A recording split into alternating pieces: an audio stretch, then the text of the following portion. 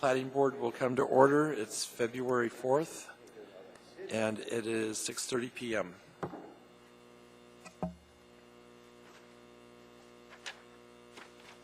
May we have roll call, please? Mr. Abel? Here. Mr. Fuller? Here. Mr. Young? Present. Mr. Cole? Mr. Edmondson? Here. Mr. Walker?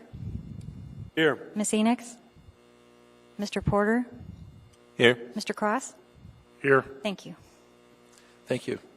And the first item are action summaries. May I have a motion to approve the action summaries? Mr. Walker and Mr. Bell's going to second. Mr. Walker, will you make your motion, please? I move to approve the action summaries from January 7th, 2015. And that's it. Thank you. Are there any changes or modifications? Any objection to the motion? Hearing and seeing none, the motion passes, and the action summaries for January 7th, 2015 are approved. Next item on the agenda is the minutes for Wednesday, December 3rd, 2014. May I have a positive motion to approve the minutes? Mr. Walker and Mr. Fuller is going to second. Would you, Mr. Walker, will you state your motion, please? I move to approve the minutes as written for December 3rd, 2014. Thank you. And for the record, Ms. Enix has arrived. Is there any modifications or changes to the minutes for December 3rd, 2015? Is there any opposition to the motion? The motion passes and the minutes are approved. Next item is the special orders of business disclosures. Do we have disclosures tonight? Mr. Edmondson. Thank you, Mr. Chair. In case S12141, Fairview Subdivision Extension number 1, I just want to disclose that my firm, the Peterson Group, has business dealings with Cook-and-Hill Housing Authority, who's the petitioner in this case. We currently are under contract to build a project for them, not associated with this site or with this particular project, but wanted to disclose that.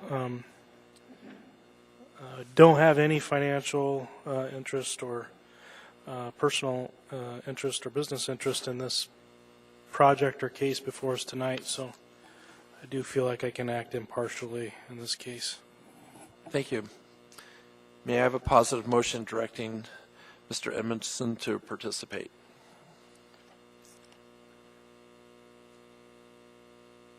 Mr. Walker. I move to direct Mr. Edmondson to participate in case S12141. Thank you, Ms. Enix. Seconds. Mr. Walker, will you speak to your motion, please? I thank Mr. Edmondson for disclosing his relationship to the petitioner, but he does not have a direct financial interest in the outcome of the matter being heard before us, and he states that he can participate in the matter and rule fairly based on the facts of the case. Thank you. Is there any further discussion? Is there any opposition to the motion? Hearing and seeing none, the motion carries. And Mr. Edmondson, you are directed to participate in case S12141, Fairview Subdivision Extension number 1, Tract 11A-1. Are there any additional disclosures? I guess it's my turn. I have two disclosures, and I'm going to do them together. If anyone objects, we can separate them out. The first disclosure is case S12137, Sky Manor Edition number 1, Subdivision Lot 7A. My firm has conducted business with the petitioner's representative on other projects. We have no involvement in this project. The next disclosure is S12141, Fairview Subdivision, Extension number 1, Tract 11A-1. My firm has conducted business with the petitioner on With the petitioners on other projects, we have no involvement in this project. And for both of these cases, I have no financial or personal interest in the matters before the board tonight. I can remain impartial in fact and action as a member of this board without personal bias, and my past involvement and personal interest will not prevent me from fairly evaluating the facts of this case. May I have a positive motion, please, directing me to participate in these two cases? Mr. Walker. Mr. Walker, will you state your motion, please? I move to direct Chairman Young to participate in cases S12137 Sky Manor Edition number 1 and case S12139 Sand Lake Villa Subdivision. Oh. Strike that on the second piece, make it S12141 Fairview Subdivision. Thank you. Mr. Cross seconds. Mr. Walker, will you speak to your motion, please? Again, I appreciate you disclosing your prior activities with the petitioners in these two cases. You don't have a direct financial outcome or interest in the matters before the board tonight. You've stated you can participate impartially, and you would like to have your participation in this matter, or these two matters. Thank you. Is there any opposition to this motion or discussion or questions? Hearing and seeing none, the motion carries, and I'm directed to participate in the case of Sky Manor and Fairview Subdivision. Next item is under special orders of business is informational items. We have a, yes, Mr. Fuller. I just realized that this S12141 is a lot that adjoins the property that we just acquired last month. So I want to note that. Okay. I don't see any conflict, but it's a neighboring property now. Thank you. So, Mr. Fuller, this is the Fairview subdivision? Correct. Okay. And do you have any financial or personal interest in the matters before the board tonight? No. And can you remain impartial, in fact, in action as a member of the board without personal bias? Yes. And you can act fairly in evaluating the facts of the case tonight? Correct. Okay, may I have a positive motion, please, directing Mr. Fuller to participate in case S12141 Fairview Subdivision, extension number 1? Mr. Walker. And Mr. Edmondson seconds. And Mr. Walker, will you state your motion and then speak to your motion, please? I direct Mr. Fuller to be directed to participate in case S12141 Fairview Subdivision Extension Number 1. Thank you. And would you speak to your motion, please? Yes. He stated he has no financial interest in the matters before the board, that he can remain impartial as a member of the board without personal bias, and he has his past involvement will not unfairly affect his evaluation of the facts. Thank you. Is there any opposition to the motion? Hearing and seeing none, the motion carries. Mr. Fuller, you're directed to participate in case S12141 Fairview Subdivision. Are there any additional disclosures? Now's a great time. Next item under special orders of business is informational items. We have abbreviated plat action summaries from December 29th, 2014. Are there any comments on this? Discussion? Next item of business is the consent agenda. We have 2 items on the consent agenda. We can take them together, or if anyone sees a reason, we could split them up. May I have a positive motion to approve the consent agenda? Mr. Porter, Mr. Edmonton seconds. Is there any discussion or opposition? Hearing and seeing none, the consent agenda passes.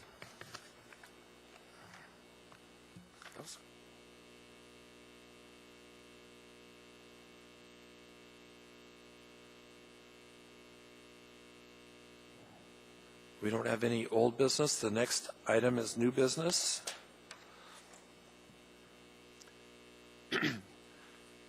The procedure by which the public may speak to the Platting Board at its meetings is after the staff presentation is completed on public hearing items, the chair will ask for public testimony on the issue. Persons who wish to testify will follow the time limits established in the commission rules of procedure. Petitioners, including all of his or her representatives, have 10 minutes. Part of the time may be reserved for rebuttal.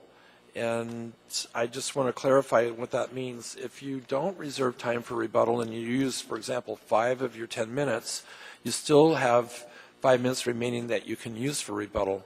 However, if you reserve 8 minutes for rebuttal, we're going to cut you off at 2 minutes and you'll have 8 minutes left at the end. So you can reserve or not reserve. It's up to you.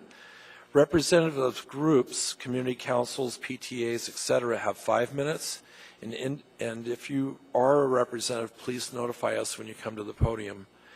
And individuals have 3 minutes. When your testimony is complete, you may be asked questions by the board. You may only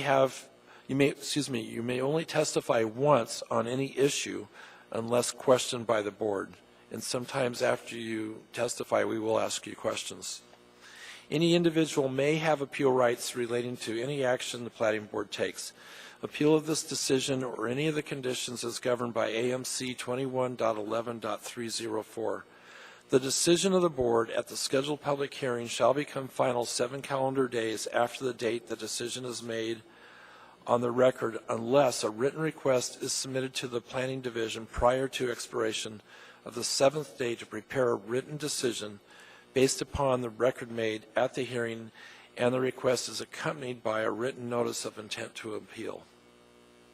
Adoption of the written decision by the Platting Board becomes the final appealable decision. Within 20 days of the final appealable decision, an interested party must file with the municipal clerk either a written motion alleging new evidence or changed circumstances per AMC 21.11.503 or an appeal of the board's final appealable decision per AMC 21.30.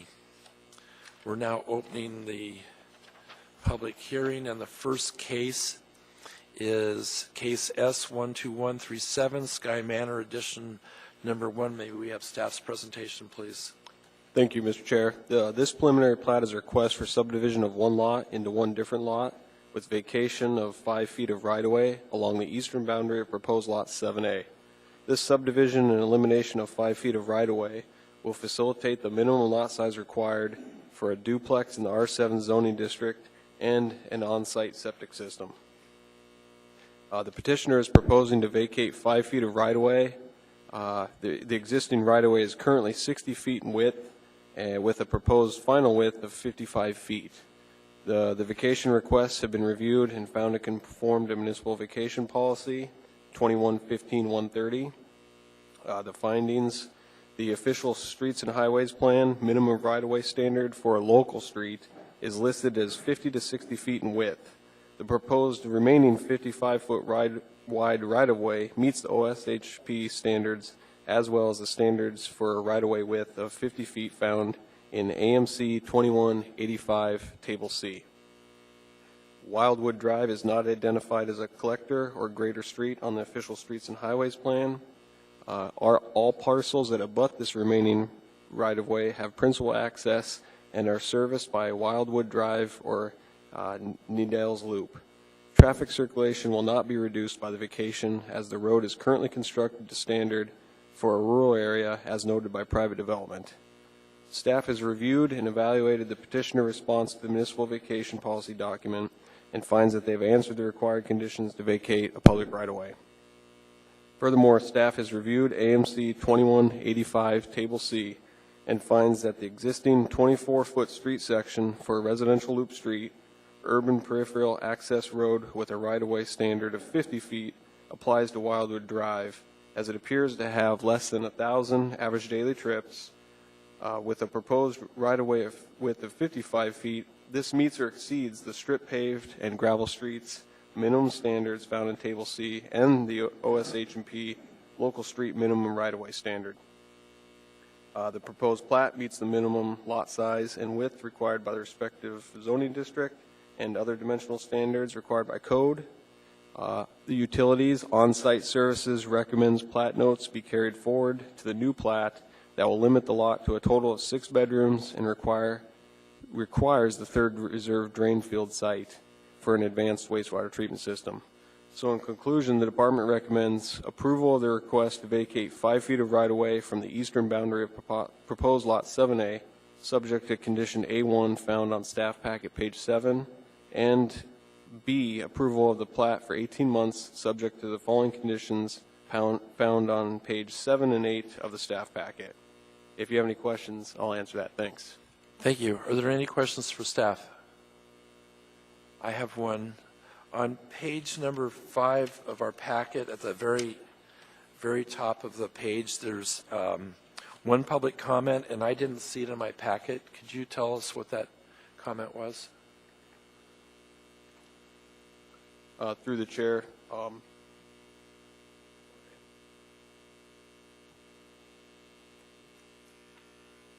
just double checking to make sure it's not in the staff packet here.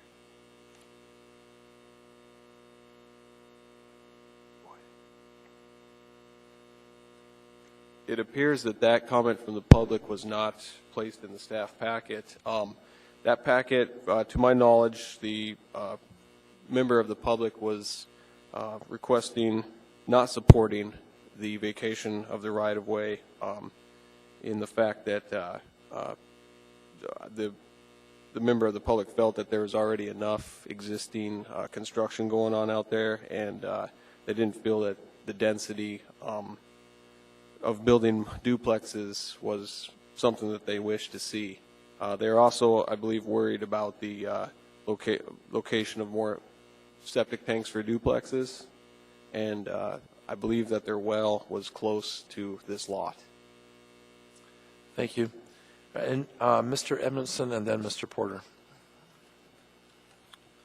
Thank you. Through the chair to staff, I just got a question on how the comments from the municipal traffic engineer were addressed. There's comments, I believe, on page 42 of our packet that outlines their position on the vacation request. Through the chair, Mr. Edmondson, we did speak with the traffic department about this, and we feel that as Wildwood Drive meets less than 1,000 average daily trips, if you take a look at page 9 for the table C, it meets those minimum standards with less than 1,000 ADT, the 24-foot street section, and a 50-foot right-of-way for a residential urban peripheral access road. So the planning department felt that they were indeed meeting with the vacation, that they were still meeting the minimums. Can you comment on their comment C? It says the proposed vacation will create a sole lot with an irregular right-of-way width along Wildwood Drive.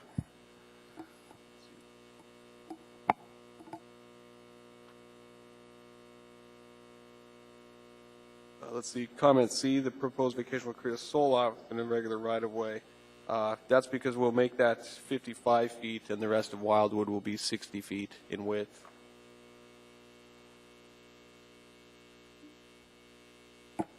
Okay, so you're essentially saying that since they meet all the requirements of the charts, that the right-of-way is not necessary, even though the traffic department's saying that they feel like it's not in excess.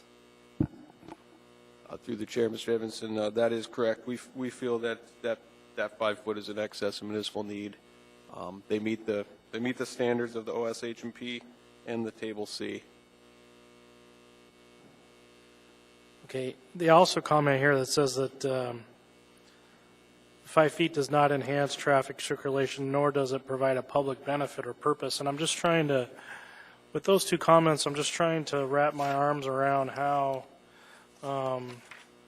how they've met all of the approvals of vacations when one of the departments within the municipality is saying it's not in excess and you are saying it's in excess. There's just a little bit of a dichotomy there that I'm trying to understand. And I understand you're saying they meet all the charts, but I presume that the traffic department has all the same charts to work from as well. And in one case, you're saying it's in excess, and then another case they're saying it's not. So That is correct. To address the table, for the sentence E, the vacation of the request does not enhance or provide public benefit or purpose. Once again, planning department feels that the 50 feet right of way was what the table stands, and we also have the in the department recommendation under B3 provide a 5-foot public use easement along the eastern boundary edge. So there will be a 5-foot PUE in case of sidewalks or anything like that are warranted in the future. okay, I understand. Thank you. Mr. Walker, or excuse me, Mr. Porter, then Mr. Walker, then Mr. Cross. So the public use easement is really going to prevent him from utilizing that lot. All we're doing is moving the lot line. And I mean, I see where in their comments they've said, if it's approved, then we want to, verify this, which you did. I mean, I interpret the traffic comments a little differently, but I'm a little curious about why you'd go all this trouble to move a 5-foot lot line just to put a public use easement back on it, which essentially makes it public property. In the, let's see, I can explain that through the chair, Mr. Porter. So this preliminary plat with that vacation is going to give them the minimum lot size required for a duplex and for an on-site septic system. So if we take a look at the plat, that minimum square footage that they need, if I can find that real quick, is going to, this 5 feet is going to give them that square footage that they need. So they will have the 40,000 square feet. So then the purpose of this, it's an undeveloped lot and they're going to build a duplex on it? That is correct. Right now it's undeveloped. The other 6 lots have developed with, to my knowledge, they've put duplexes on there, and this is the last remaining lot. And to meet the minimums for the zoning and for on-site septic, they will need 40,000 square feet, and the vacation of the 5 feet will provide that size for the lot. Okay, thank you.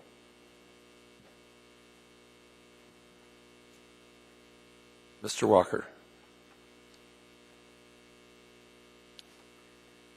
Now, when this area was originally platted into these 7 lots, it was done by the same people?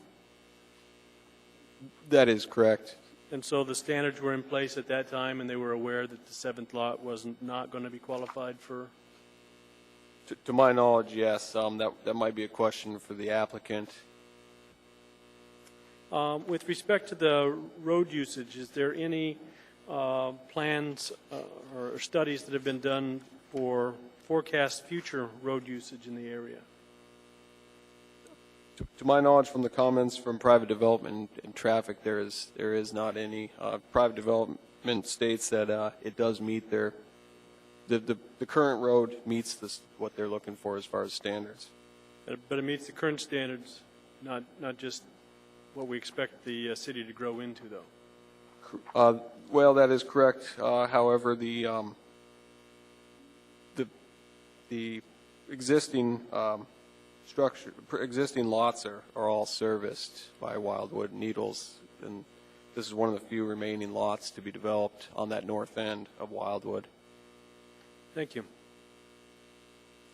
Mr. Cross. Thank you. So looking at this 5-foot reduction, taking the road from 60 to 55, it creates a narrow, what is that, on the east side of the property where Wildwood is adjacent to the lot. Is that correct? Through the chair, Mr. Cross, you're saying Yeah, the east side of Wildwood Drive will be 5 feet reduction. And so the road essentially just tapers right in front of that lot. And that's, I think, their concern under the traffic engineering as follows, is just that it creates an unusual traffic flow. And in that section of the road, we'll have a 5-foot offset, and it'll narrow to two essentially 25-foot or two 27.5-foot lanes. Through the chair, the right-of-way easement will taper down to Just 55. However, the constructed road is 24 feet, I believe. Oh, okay. So the road will stay the same. There's quite a bit of easement there. Excellent. Yep. So then essentially when they state under the traffic and engineering that the 60-foot right-of-way is appropriate and does not exceed the minimum allowance, and the vacation requested for the 5 feet does not enhance. What they didn't say, though, is that it's not going to deter either. It doesn't enhance, but it doesn't affect necessarily negatively either. Through the chair, Mr. Cross, that is correct. All right, thank you. Any additional questions for staff? Mr. Porter. This is just a confirmation. Lot 48 shows only a half right-of-way of 30 feet.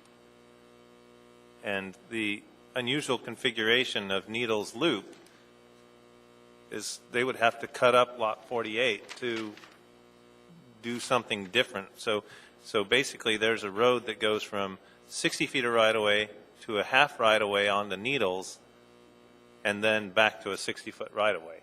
Is that what I'm seeing? That is correct. There's only 30 feet of right-of-way to the north there.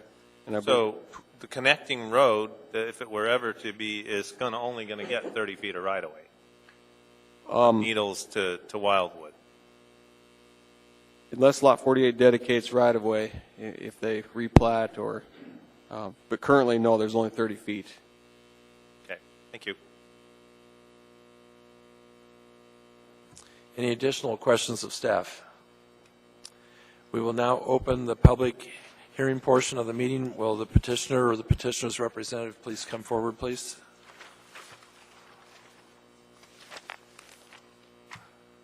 State your name for the record and spell your last name, please.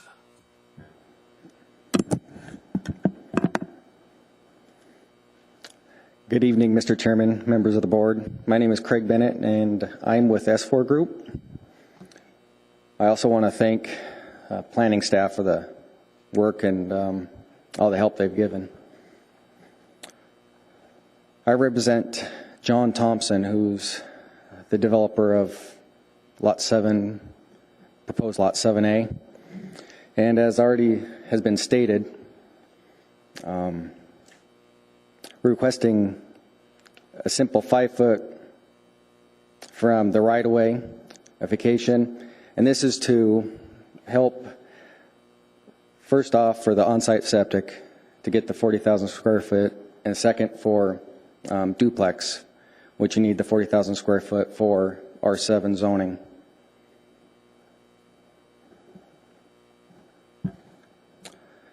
In both old code, which is what we submitted under, and new code, only 50-foot right-of-way is required. And with this 5-foot vacation, it just takes it down to 55. And we will be dedicating a 5-foot PUE, so it will stay a 60-foot road access.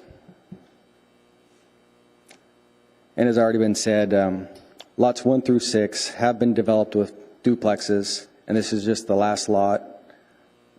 It would also, same style of duplex. And I'll be happy to answer any questions. Thank you. You have 8 minutes and 24 seconds for rebuttal. Okay. Are there questions of the petitioner's representative? Mr. Edmondson. Through the chair, when was this originally platted into 7 lots? Can you answer that for me? I believe 2013 was the original Sky Manor subdivision. And why wasn't this dealt with at that time?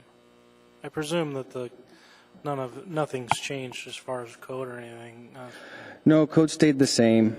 We needed, originally the first plat, each lot had 39,800 square feet and applied for a variance and, well, tried to apply for a variance and was told most likely won't get it, so just do the 40,000. And the last lot, the owner thought about, well, it'll be years before I get there and I'll deal with it then. And out in Chugiak, duplexes right now, high demand, and he's ready for it now.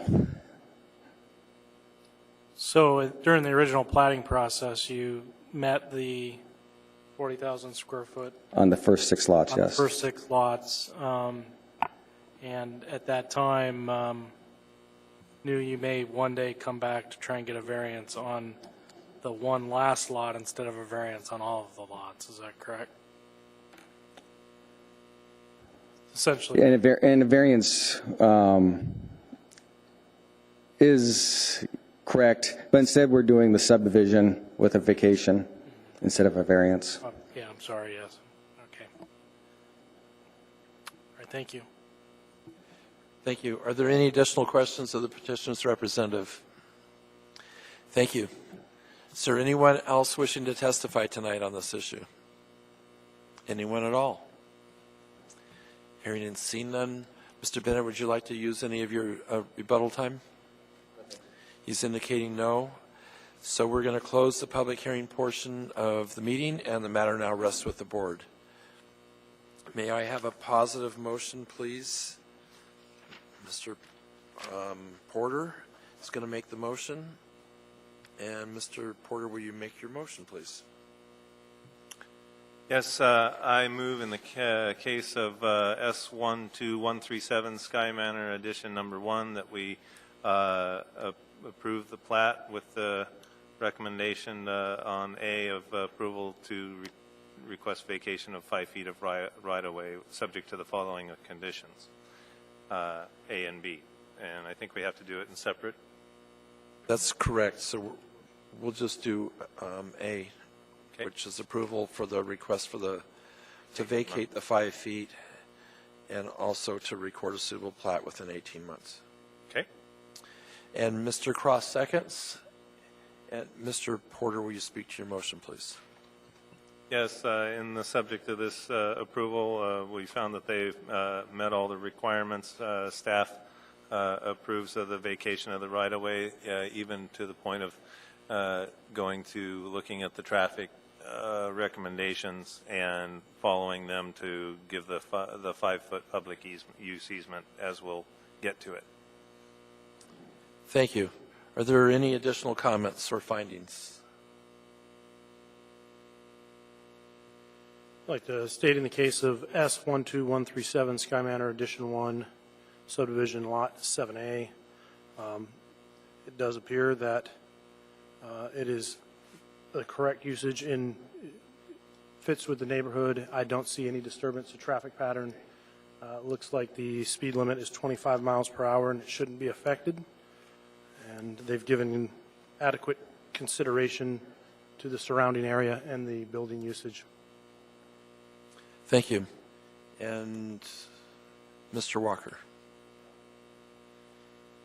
I find that the right-of-way that vacation that is being requested does not lie on the half-mile grid line. It doesn't lie on the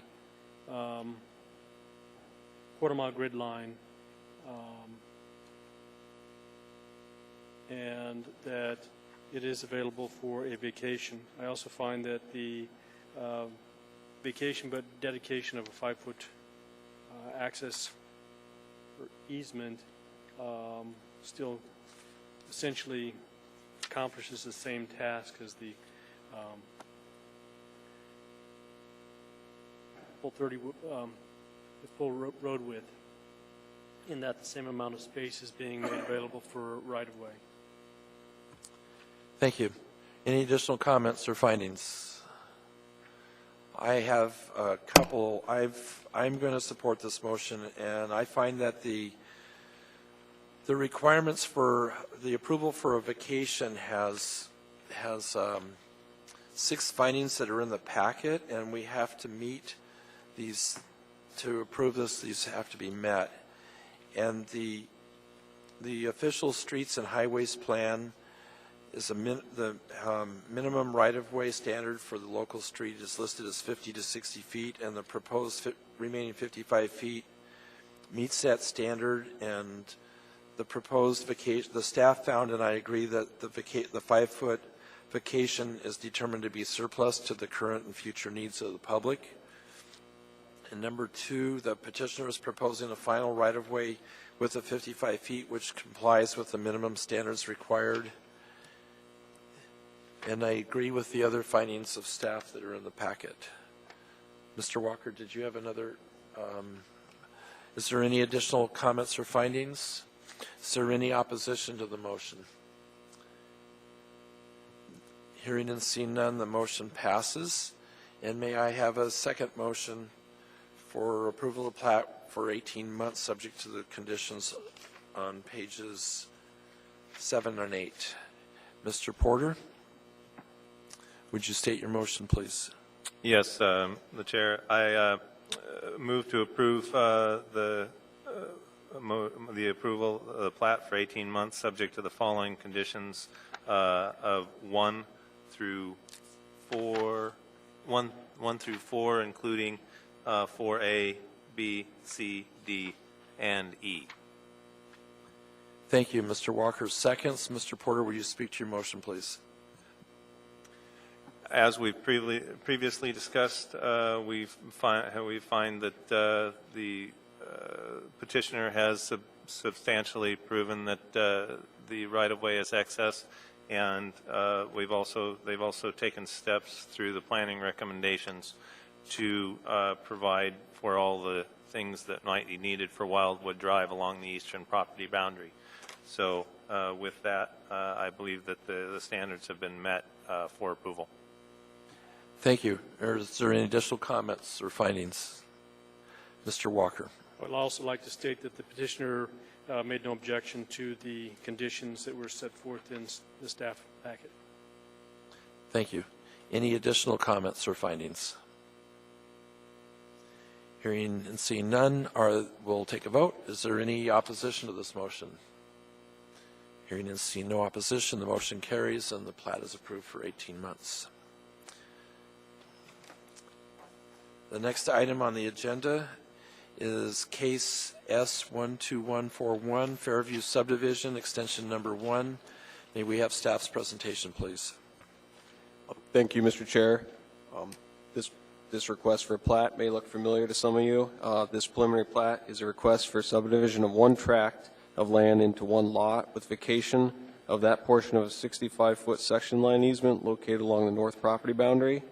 The previous filed plat, which was case S11976-1, was approved by the Platting Board on April 3rd, 2013, and was valid for 18 months. The plat expired on October 3rd, 2014. The applicant resubmitted the same plat with no changes to the previously approved plat, which was case S11976-1. The petitioner has paid the required fees and resubmitted an application requesting the same subdivision with vacation that was approved previously. Approval of the request to vacate that portion of the 66-foot section line easement located along the north property boundary subject. Staff recommends approval of, found on page 6, A1 and 2, and page 7, the approval of the plat for 18 months, subject to conditions 1 through 3. As stated, this is a plat that was previously approved and it expired. The applicant resubmitted the same exact application. There was no additional comments from any of the reviewing agencies, and basically we're just reapproving what was previously approved. Thank you. Are there questions for staff? I don't see any or hear any. May we have the petitioner or the petitioner's representative come forward, please? State your name for the record and spell your last name for us. And also let us know if you'd like to... Mr. Chair, members of the board, my name is Mark Davis, D-E-V-I-S, and I represent the petitioner. Would you like to reserve any time for rebuttal? I don't think there's going to be much on this one, so no. Go ahead and proceed then. Thank you. All right, basically, we agree with staff on this one. It's been already approved plat. We're not asking for any changes other than what they have, so I don't think we have anything to really present here. Thank you. Thank you.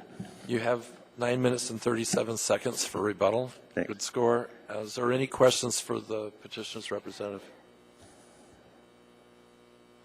Mr. Edmondson. Excuse me. Through the sorry about that. Through the chair, Mr. Davis. Just out of curiosity, why didn't you ask for a time extension on the previous platting action? You know, it's sort of an expensive screw up, to be honest. I lost track of time. Oh, got you. Okay, thank you. Any additional questions of the petitioner's representative? Thank you. Is there anyone wishing to testify tonight on this matter? Anyone at all? Mr. Davis, would you like to use any of your rebuttal time? No. He's indicating no. So the public hearing portion of this case is now closed and the matter rests with the board. May I have a positive motion in the case S12141, Fairview Subdivision, extension number 1, tracks 11A-1. Mr. Porter, would you state your motion, please?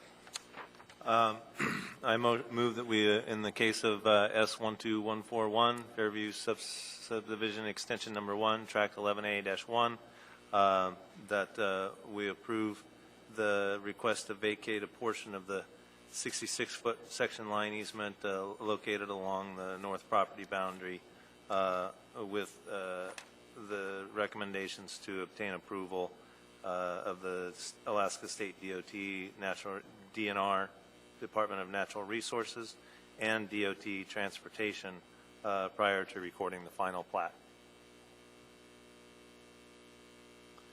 Thank you. And also, excuse me, and option and stipulation 2 to record the final plat within 18 months. Sorry.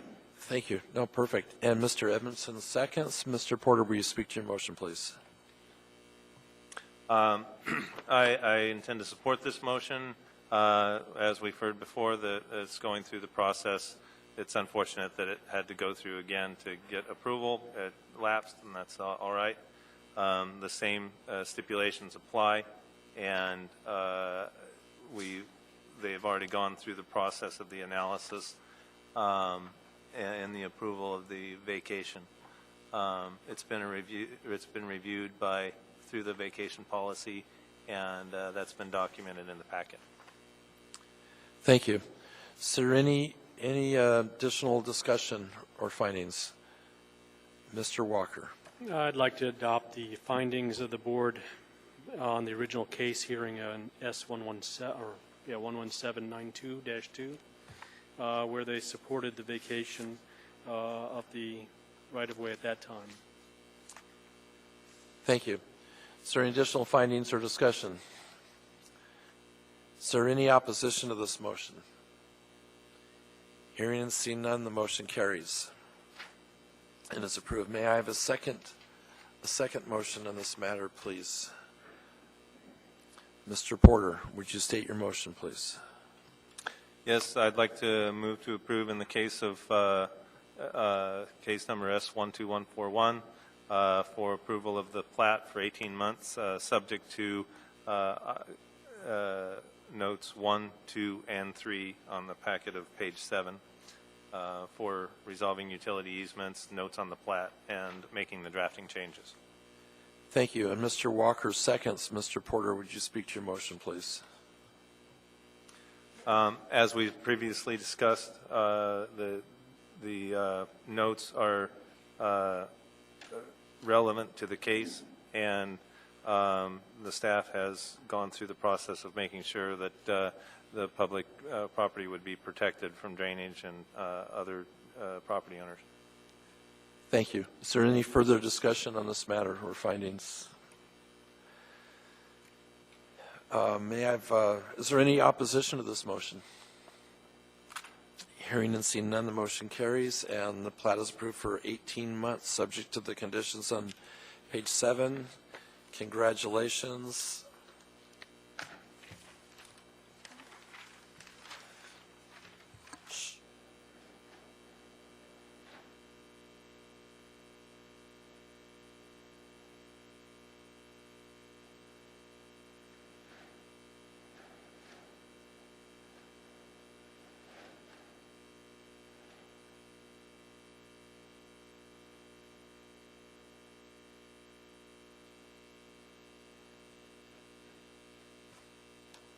Next case is S12139, Sand Lake Villas subdivision, lots 1 through 37. May we have staff's presentation, please? Thank you, Mr. Chairman. This preliminary plat is a request for subdivision of one unsubdivided parcel of land into 37 lots.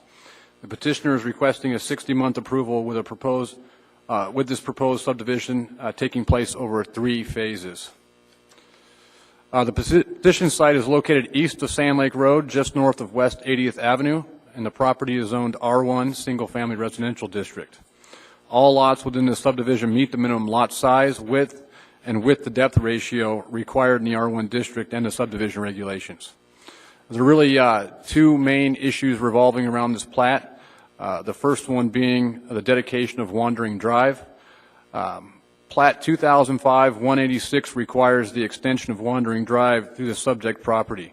The intent is to provide a connection to West 80th Avenue at some point in the future when the unsubdivided parcels are developed. While dedication is necessary, construction of Wandering Drive does not appear to be reasonable at this time. Due to steep topography on the subject property, a connection to Wandering Drive cannot be made from this subdivision. Staff is recommending that the petitioner dedicate but not construct Wandering Drive with this platting action. The second issue in this platting case are the public improvements. The petitioner is required to construct Sandpoint Drive, Sandcrest Drive, and Bristow Circle to a 30-foot wide paved street section with type 2 curb and gutter. The petitioner is also required to construct a detached 5-foot wide asphalt pathway along West 80th Avenue, fully fronting and adjacent to the development. With that being said, staff would like to recommend approval of the phasing plan and approval of the plat for 60 months, subject to conditions 1 through 10 on pages 8, 9, and 10 of your staff packet. Thank you. Thank you. Are there any questions of staff? Mr. Edmondson has one. You may proceed.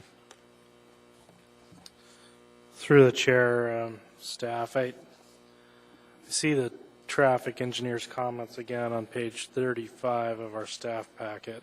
And her comments somewhat contradicts your comment. And she states that the applicant does not provide justification for resultant termination of the Wandering Drive alignment caused by this preliminary plat approval. Please provide estimates for the profile grade line, earthwork mass volumes, horizontal and vertical curve data to demonstrate the feasibility of extending Wandering Drive. Can you tell me if that was provided to the traffic engineer and resolved with the traffic engineer? Through the chair, Mr. Edmondson, no, that was not provided. Staff did review the comments of traffic, and we believe that that requirement is unreasonable, being as though the petitioner has no ability to access Wandering Drive from his development. It seems unreasonable to require that he construct Wandering Drive. It does not, however, seem unreasonable to have him dedicate Wandering Drive so that it can be extended at some point in the future. Thank you. Are there any additional questions? Actually, I have a question. Oh, Mr. Edmondson. Staff's comment there. What are you suggesting as far as dedicating Wandering Drive? Through the chair, Mr. Edmondson, staff is suggesting a 60-foot right-of-way width that will provide a connection to 80th Avenue, West 80th Avenue in the future, basically keeping the same alignment that's in place now. If you notice on the preliminary plat, the grades basically slope pretty steeply, which does not allow the petitioner to connect. Otherwise, staff would recommend that he connect to that roadway. Being as though no connection is possible, we're just requesting that he dedicate to a 60-foot right-of-way width.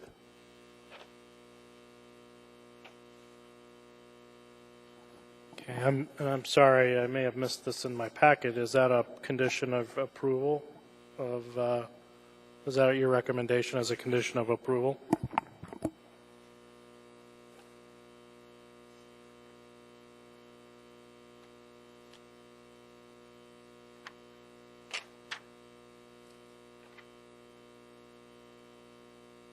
Oh, okay, I see here. Thank you, Ms. Enix.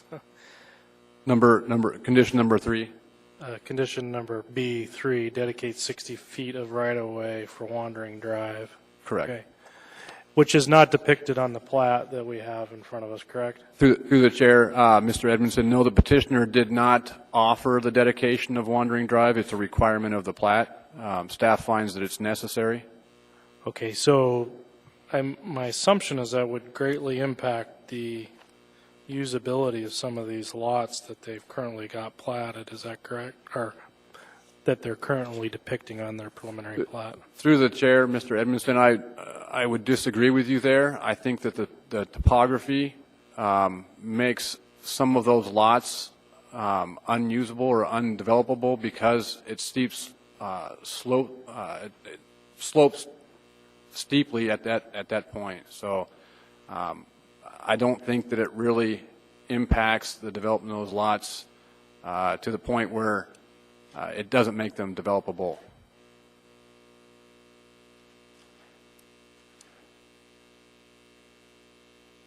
So I guess I'm confused. I'm sorry. Where would you propose the 60-foot right-of-way be dedicated on this plat that we have in front of us? Through the chair, Mr. Edmondson, and I guess the rest of the board, if I can direct you to the underlying plat for Wandering Drive. Let me get you the page number here.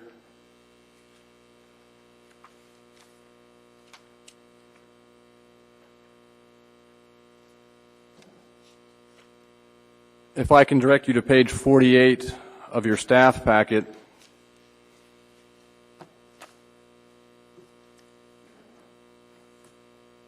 Wandering Drive comes in at the, actually, you know what, if I can direct you to page 12, actually Wandering Drive is depicted there, and it may be easier to identify where the connection would be made. If you look at the northeast corner of the subject property, you see Wandering Drive terminates there. All we're asking that the petitioner do is make that connection through the subject property and allow the property owner to the east to connect Wandering Drive and ultimately connect it to 80th Avenue.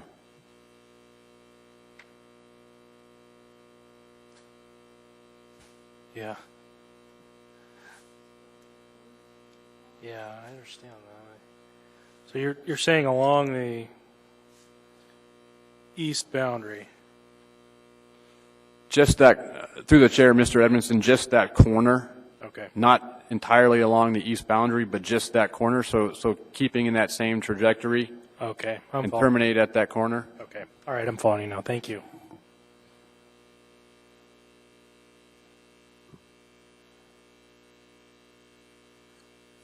Mr. Porter, and then Mr. Cross, and then Mr. Walker.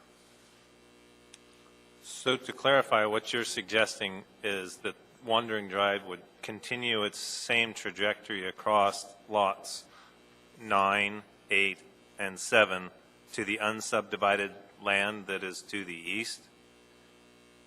Through the chair, Mr. Porter, you are 100% correct, yes. So then once they've done that, then whoever owns the unsubdivided land then eventually would be responsible for Wandering Drive? Typically with subdivisions, the construction of right-of-way is only required on the subject property being subdivided. Being as though we're not requiring the construction of Wandering Drive at this point in time, the property owner to the east, could request through the municipality to not have to build that portion that is not on his property. That may be at some point in time a project that the municipality may undertake to build that with public funds. But it's hard to tell who at this point in time would have to build that, whether it be the public or the property owner to the east.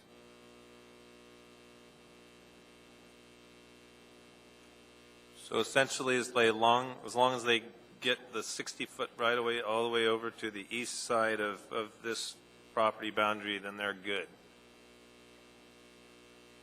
Through the chair, Mr. Porter, yes, that's correct. And if I could kind of explain why we're requiring the dedication but not the construction. Obviously, staff doesn't believe that the construction is reasonable at this time. However, we do think that a connection to 80th Avenue at some point in the future is necessary.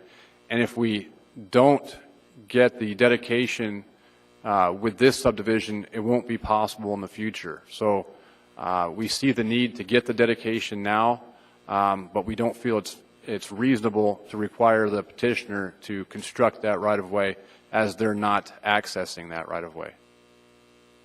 Understood. Thank you.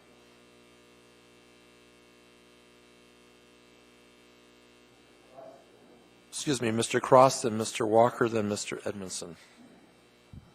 Thank you. I'm kind of familiar with this area, and Wandering Drive right now essentially ends in what is a cul-de-sac with a few small houses right on a lake. I don't see any public testimony to that, but I anticipate the individuals with lake houses, private lake houses that end in a cul-de-sac would probably not want Wandering Drive to cut through and become a thoroughfare into 80th. I anticipate that in future development, when that comes up, that you're probably going to have some pretty adamant protests from the neighbors or those individuals who live right now on Wandering Drive and enjoy a private lake cul-de-sac. So I don't know if that's necessarily the construction of this or set an easement is going to be a grave concern. I anticipate it'll never occur. Thank you. And Mr. Edmondson.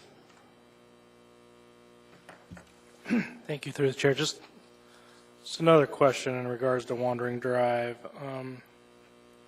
Why wouldn't at least address?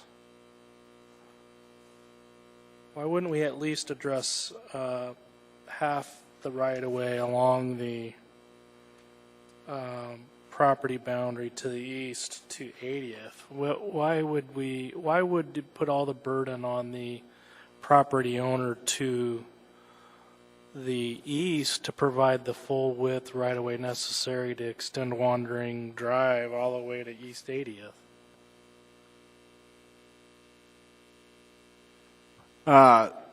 Through the chair, Mr. Edmondson, that's a good question. And it's, to be honest with you, it's not a question that I asked myself in reviewing this case. When I reviewed this case, I basically determined that the right-of-way should exist in the same trajectory as it's currently dedicated. And as I stated before, it's not possible to make that connection on the subject property, and I felt like it was unreasonable to require any more dedication than we're asking. If the property owner to the east was here tonight, possibly he would object to it. But I can tell you that the municipal code requires and certainly supports connectivity between subdivisions, and I believe that that's what we're doing here, is we're providing that connectivity between the subdivisions.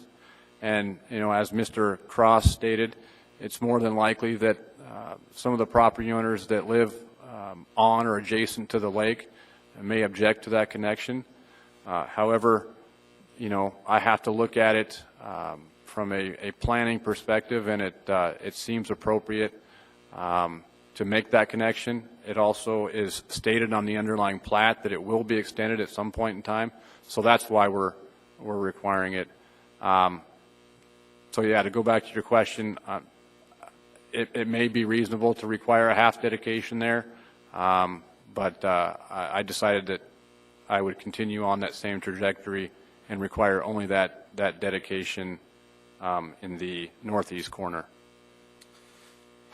Yeah, it might be unreasonable on this particular project, but it also might be unreasonable to expect the property owner to the east to provide all of the right-of-way. And so, yeah, it's too bad they're not here tonight, or maybe they are. We might hear from them here as we get to public testimony. I have another question in regards to Sand Lake Road. Is there anything in the R1 zoning district that would require buffer landscaping or a buffer on the lots to the west along Sand Lake Road? Through the chair, Mr. Edmondson, no, there's no requirement for landscaping or to provide a buffer along Sand Lake Road. That's typically, buffer landscaping is typically required between commercial and residential properties, or when a commercial property is adjacent to, let's say, an arterial classified road, you could require landscaping there. But in this particular situation, there's nothing in the code that requires buffer landscaping. Certainly the board, if they find it necessary, could opt to place a requirement on the plat to provide that buffer, but there's nothing in code that requires it. Okay, and you might not know the answer to this, but Sand Lake Road is state, correct? Through the chair, Mr. Edmondson, yes, Sand Lake Road is a state-owned and maintained road. And do you know how much right-of-way exists there, and if there's enough right-of-way for the state to provide a buffer through that area?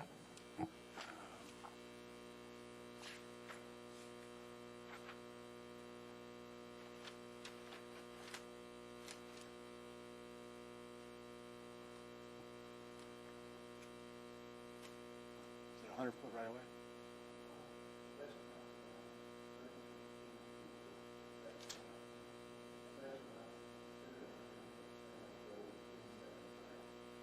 What's the 100-foot right of way? Through the chair, Mr. Edmondson, it appears that Sand Lake Road is currently developed at a 170, or actually, I'm sorry, not developed, but it is currently a 150-foot right of way, which would far exceed the necessary right of way width for that classification of roadway.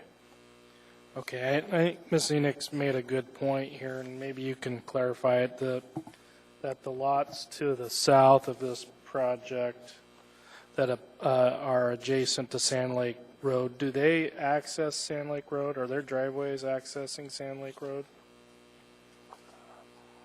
I believe that's the case. So if I look at the... Through the chair, Mr. Edmondson, yes, I believe that is true. If I look at the aerial, I believe that's what it showed. So, okay. All right. Okay, thank you. You're welcome. Mr. Walker is next, and then Mr. Cross, and then Mr. Porter. Has Wandering Drive to the north of this project been constructed?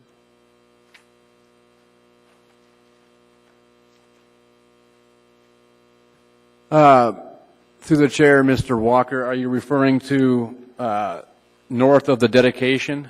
Yeah, north of this project. North of this project, yes, but if you look on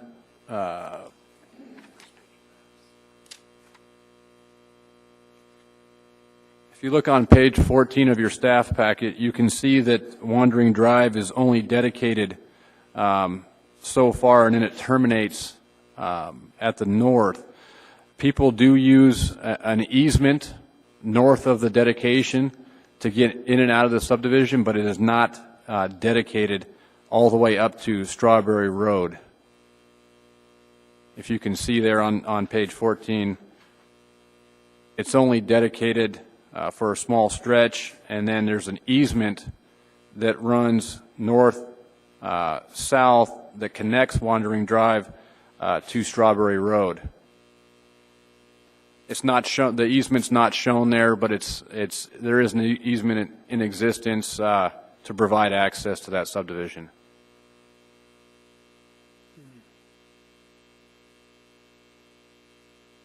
Kind of looks like an orphaned road on the topographic, on the aerial photograph. Is it just kind of sitting out there? Through the chair, Mr. Walker, I suppose you could call it that. Yeah, it's kind of a landlocked dedication there, where on both sides we don't have the dedication. However, as I stated before, there is an easement, an access easement in place that allows access to the dedicated portion of Wandering Drive out to Strawberry Road. I think I want to say it's a 20-foot easement. So it's not dedicated to right-of-way and dedicated to the municipality of Anchorage, but it is in fact an access easement. Thank you. Thank you. Mr. Cross and then Mr. Porter. Thank you. I just want to note that on your preliminary plat, there are some errors, particularly in lots 18 through 21, where some additional zeros were added. If we can just make note of that. I don't think the lots are 65,000 square feet. So, and additionally, I did note and do some additional research. The Wandering Drive seems to be the big issue in allowing that through. I will let you note that when you look at page number 14, there's one central lot that sits there. That is a very large multi-million-dollar home that sits and essentially owns a private cul-de-sac in that area.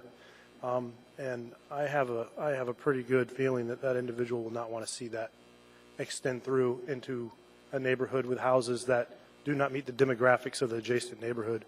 You essentially would be going from $1 million homes into 6,500 square foot lot houses 10 feet apart. So there probably, I would not see a huge demand for a thoroughfare connecting. Thank you. Thank you. Mr. Porter. So, in looking at this, I do have two concerns, one of which the traffic department did not comment on, and I understand why they probably didn't. I don't know if this has come up in discussions, but basically Seacliff and Seaview don't line up with Sandcrest and Sand Point. And I can tell you I understand why they probably didn't comment on it, because they're not allowing access to Sand Lake Road to driveways. They're requiring them on Sandcrest. So therefore, they decided to allow the offsets in there. So I get all that. The concern I have is, why 60 feet on Wandering Drive when it doesn't need 60 feet? And why is all of the burden being shifted to the unsubdivided area if you're truly going to extend Wandering? You know, if you're going to extend Wandering, maybe you should extend it, you know, half of the right-of-way is part of these lots. I don't know. I mean, I understand what you're doing, but if you're going to make them extend Wandering Drive, is this the right way to do it? Or maybe not do it at all? So, I don't know. Did any of those discussions come up with traffic?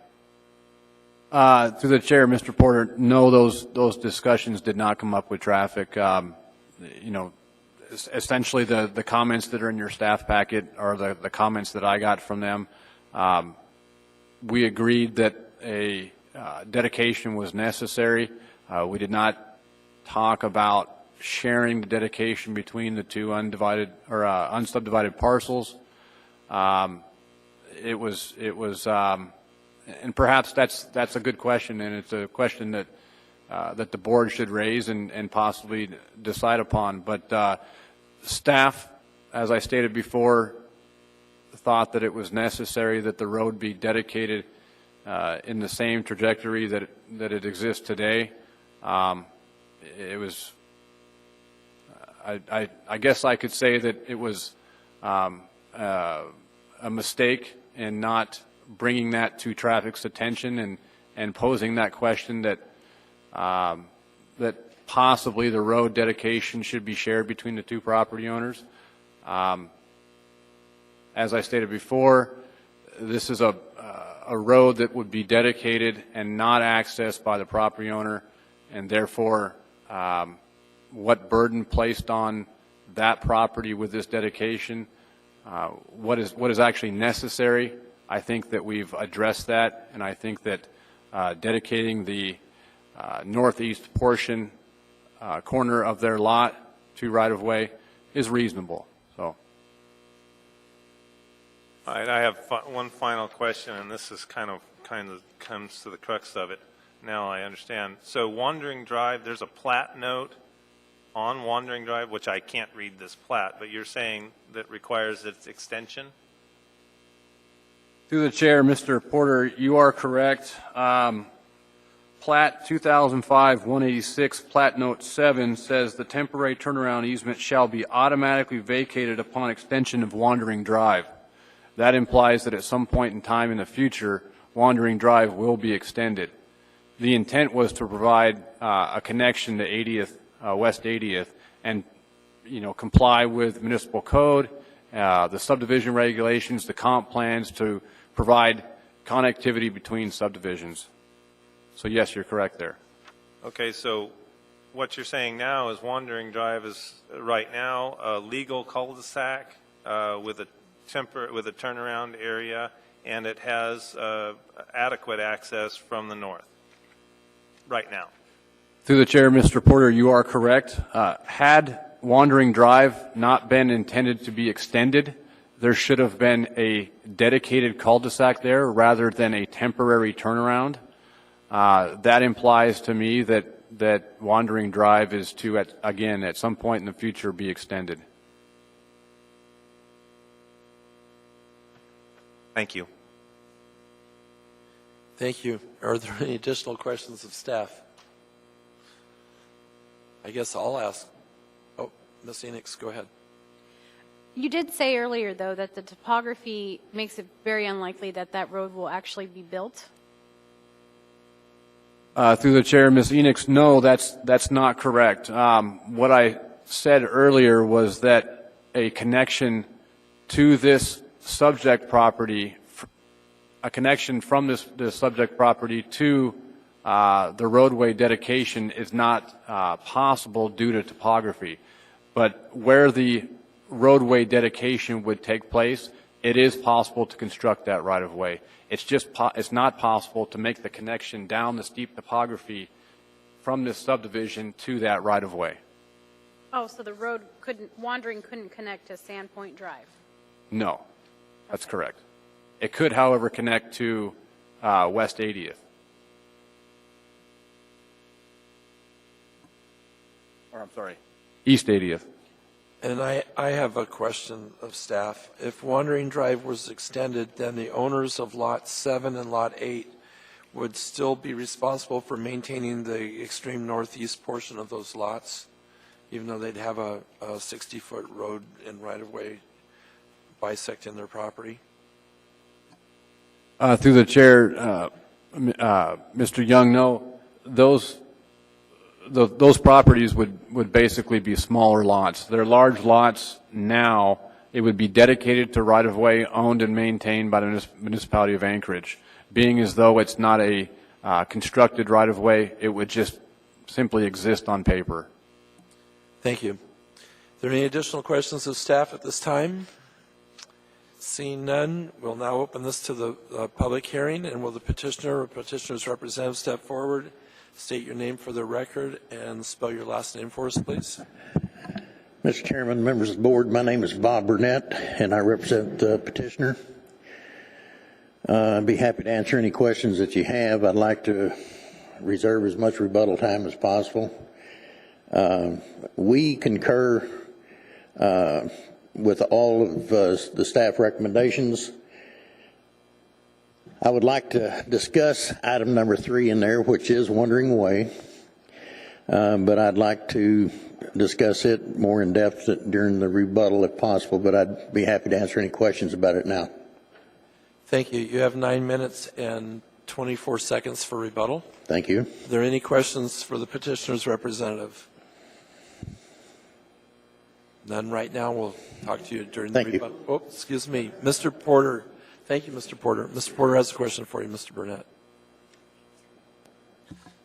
So with the extension of Wandering Drive, are lots 7, 8, and 9 buildable with the way it's configured for Sandpoint Drive? Mr. Chairman, Mr. Porter, absolutely. Those lots are about 190 feet deep. They're only required to be 100 feet deep. As far as if the right-of-way was put through there, it's not a deal killer for us. We actually don't want it, and I'd like to discuss that later, but I'm more than happy to answer any questions. That's kind of where I was going, is if you put the right-of-way through, you know, it's going to change those lots, and they're on some of the most steeply sloped part of your area, so you would have to build them not inside the wandering right-of-way, obviously. Mr. Chairman, Mr. Porter, the road would not be able to be built on our property. The reason for that is this design that we have is the 4th or 5th design, and it was all dictated by traffic. Before, the design had 2 very short areas in there that went up to approximately 9% slope of about 100 feet in one of the preliminary designs. Traffic absolutely forbade that and made us go back, and that's why in your packet, if you, I'm not sure what the page number is, but we had to submit on page 23 the design of the Sandcrest so that it would meet the 6% maximum design.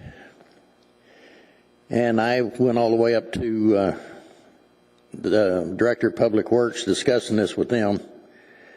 And they said that because their new design criteria manual mandated 6% maximum inside the Anchorage Bowl, with the exception of the hillside, that they would not support the subdivision in any way. My argument to them is you can only have a hill on the hillside. They didn't think that was very funny.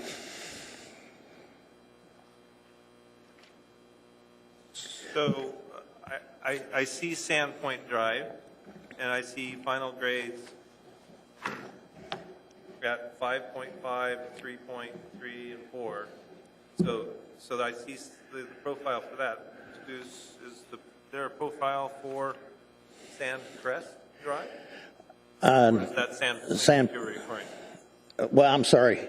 This should have said Sandcrest. The Sandpoint didn't need it because that was always never over 4%. The only one that was over the 6% was the loop going through.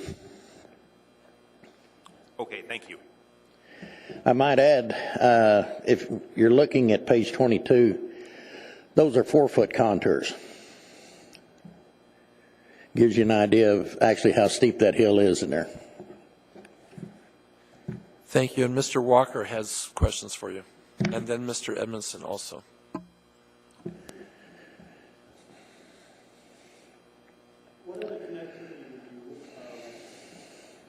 What other connectivity would you propose between Wandering Way and 80th Avenue? Mr. Chairman, Mr. Walker, I'm not proposing any. Staff has talked about when the Hartman brothers developed their basically 5 acres to the east of our development, that the road go down through that, which the topography flattens out pretty good right through there because it's closer to the lake. It would be possible to make a connection to 80th going along that way to meet the 6% requirement of the municipality. I have talked to Mr. Hartman a couple of times, and he is adamant that he does not want that road to go through. He has planned on developing his property with the cul-de-sac, which he's been led to believe is the most highest and best efficient way to develop his property as far as the lakefront lots and that kind of stuff that goes on through there. But Does Wandering Way access any public launches or access to the lake? Mr. Chairman, Mr. Walker, none that I know of.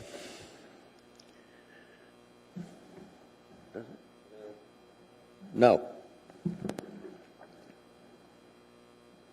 Would you be open to a footpath or bike path on that area as an access between Wandering Way and 80th Avenue? Mr. Chairman, Mr. Walker, I'm not sure what it would be good for. If we're putting right-of-way through there, why would you need a walkway going through there? Well, it would have to lesser access than 60 feet, and that would be probably the least extreme access. Well, Mr. Chairman, Mr. Walker, we do not touch the lake. We don't access the lake. None of our property gets within 100, 150 feet from the lake. Thank you. Mr. Edmondson and then Mr. Whitfield. I heard you state that you didn't want Wandering Drive to extend, and that you'd address it later. I just assume here now what your position is on that and why. Mr. Chairman, Mr. Edmondson, have you been out there? Have you driven out there and looked No, at that? actually, I haven't been out there, but I'm familiar with the area. All right. Once you turn off of Strawberry and come down Wandering Way, there is a 20-foot easement there that was dedicated in an old P-plat, the original P-plat that was when that property was subdivided around the lake. Right now, the paved road that goes through there is maybe 15 feet wide, maybe. It gets within, the edge of the pavement gets within about 5 feet of one of the houses. If Wandering Way is extended out to 80th Avenue, then you're going to have people driving through there just because they can drive around the lake for no other reason. And if you will look at the plat, the 205-186 plat, or on page 12, I believe it was, the aerial photograph,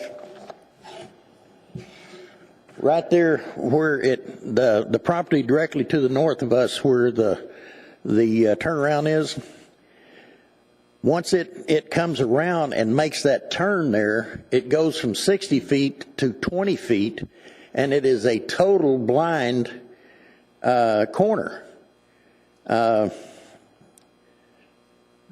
One of the families that lives out there is here to testify tonight, and I think that they will tell you, because they told me that they've had some pretty harrowing experiences at that corner. If you extend Wandering Way out to 80th Avenue, you're going to start having FedEx trucks and everything else driving through there. And if they meet another car on that 20 foot in there, it's going to get real exciting, especially if you've got icy roads.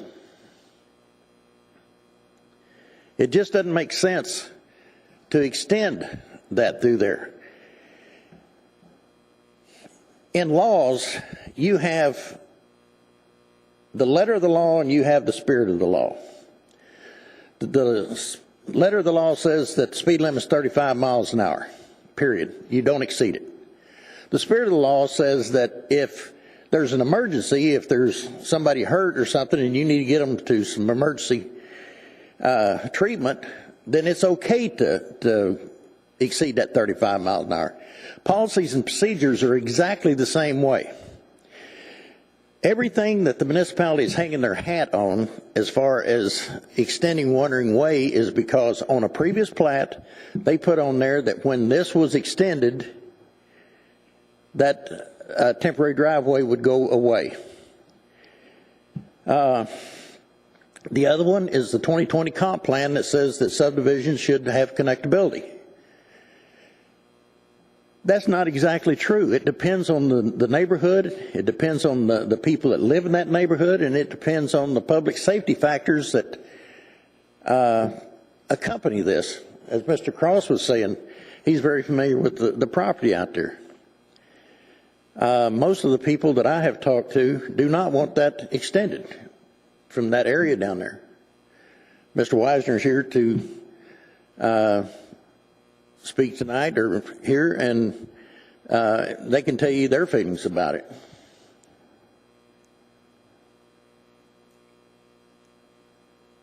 Mr. Edmondson, more questions? No, thank you.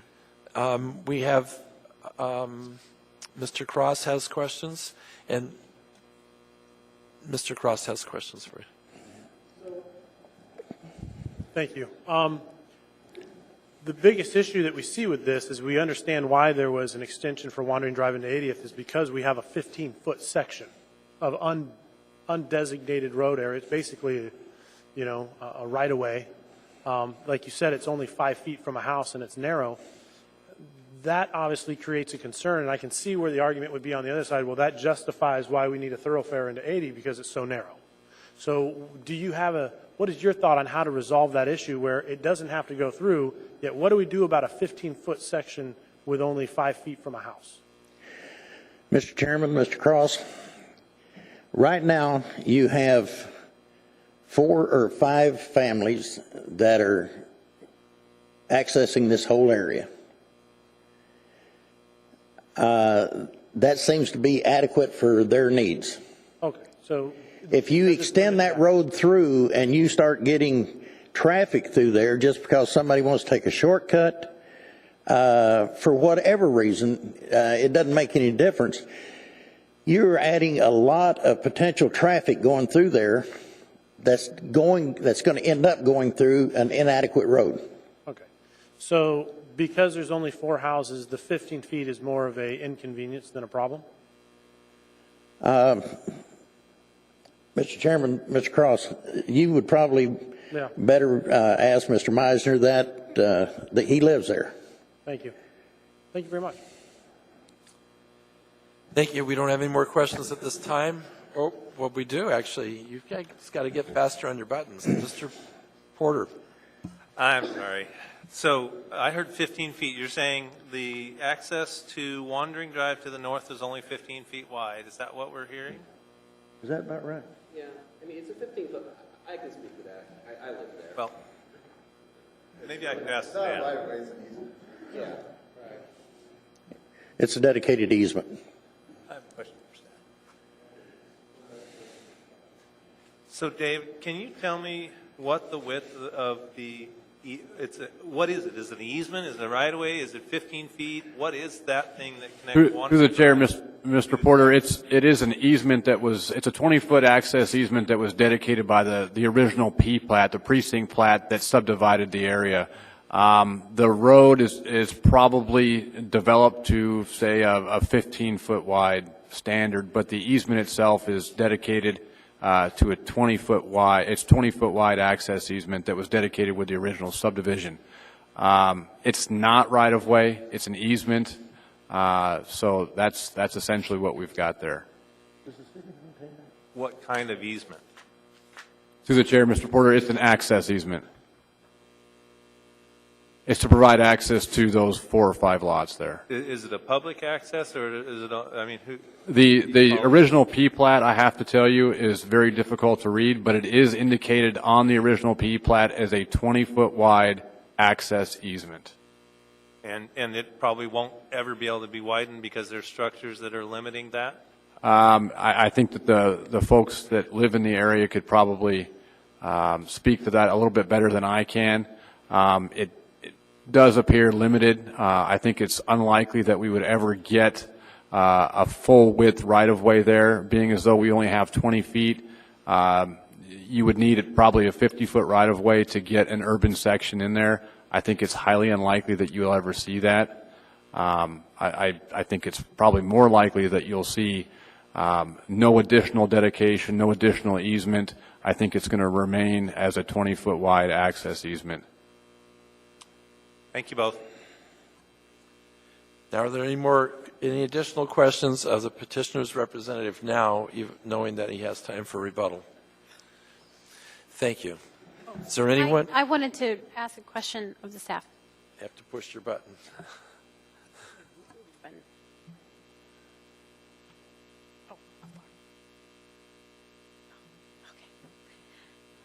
Ms. Enix, you may proceed. I have a question about the Bristow Bay Circle. That comment that came in last, that they weren't allowed to call it Bristow Circle, and there was a late comment about calling it Bristow Bay Circle. Is that something that would be acceptable? Through the chair, Ms. Enix, that's an answer that probably should be made by the municipal addressing official. They're the ones that dictate the naming of roads. If they found that name was adequate, then we would certainly allow it. It's not really a determination made by me, but rather the addressing official. When they reviewed this plat, they felt like Bristow Circle was too close in name to an existing road, and they asked it to be renamed. I know there was a late comment that said that they objected to that. If they were to convince the addressing official that the road, that Bristow was not like the existing road that that the addressing department is referring to, then I would fully accept that. Okay. Are there any additional questions of the petitioner's representative at this time? Would anybody else from the public wish to testify? Now is the best time. State your name for the record and spell your last name, please. Hi, my name is Ryan Fortson, Fortson, and I live at the end of Wandering Drive along with Steve and Janet Meisner, who may be speaking next. And I have a few comments in relation to the testimony that's already been given. First of all, with regard to the plat 2005-186, it does suggest a certain trajectory to Wandering Drive. That trajectory does not reflect the actual Wandering Drive. The actual Wandering Drive is much straighter. There is effectively no trajectory. If the Wandering Drive were to be extended into the subdivision, it would have to take a sharp right turn to do so. So there's no trajectory to extend. It's a straight shot. And as far as there being a necessary legal requirement to extend Wandering Drive, I am an attorney. I teach property law at UAA. I'm familiar with this plat and the history of plats regarding this property. I don't see within this plat any requirement that Wandering Drive be extended, with all due respect to staff. How I interpret it is that if Wandering Drive is extended, then there are certain results that are triggered. One of them is that the turnaround would be extinguished. But there's nothing in that, at least as I interpret it, to say that there is automatically or necessarily going to be an extension of Wandering Drive. As far as the width of Wandering Drive, it is 15 feet. And it would certainly need to be reconstructed if it were going to be a thoroughfare that you wanted to connect to a subdivision that's going to have, well, I guess it's not going to connect to a 37-unit subdivision. It's going to connect maybe to 80th, maybe to the other subdivision that might someday be developed that borders the lake. But you certainly need to reconstruct Wandering Drive to do that. There is, at the intersection with Sandpoint, a choke point, which you're not going to get a road that is wider than 15 feet. So you'd essentially have a one-lane road at the choke point, which I think would essentially preclude extending Wandering Drive if you were going to expect traffic to come and then narrow down to what's essentially a one-way road. It's a very winding road. When Wandering Drive was originally planned, it was originally a much straighter drive, but the owner of this multi-million-dollar estate that Mr. Cross mentioned, they had the road rerouted, and that's what was reflected in the 2005 plat. So it's a 15 mile per hour speed limit. There's no way effectively that you can get it up to a municipal 25 mile per hour or 30 mile per hour speed limit. When it gets icy, it gets very dicey. You can't even go 15 miles per hour on it. And so I would be very concerned about additional traffic on that road. And finally, the last concern is because of the width of the road, I will end my time. Okay, thank you. Is there any questions? Thank you. Yeah.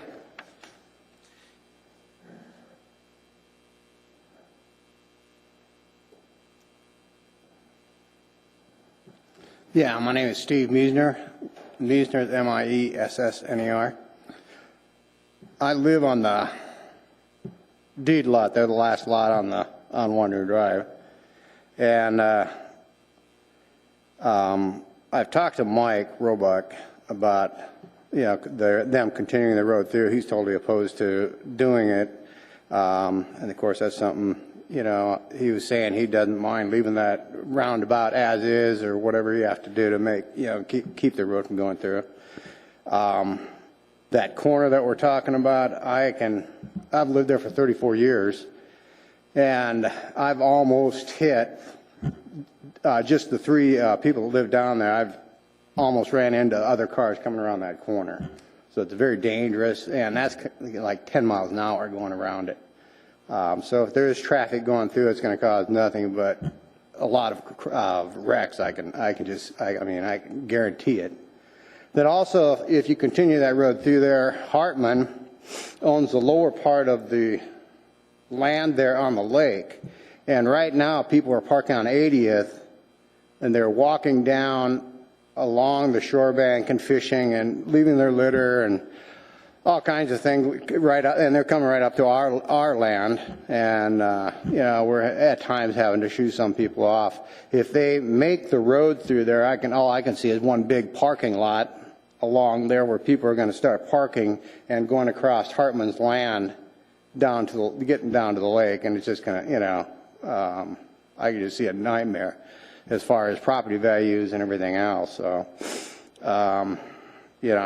personally, I honestly think that would be the worst thing in the world for Wandering Drive to continue to go through.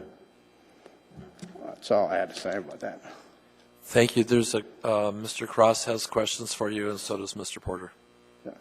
How about if Wandering Drive were extended to 80th, where we could eliminate that easement, and then that easement were eliminated, and that way there wouldn't be through traffic? Would that be acceptable, or you're much more familiar with this bluff area on the back of 8 and 9. Would we just essentially is there a potential to create the same situation just in a different location? It looks like it's pretty heavily sloped.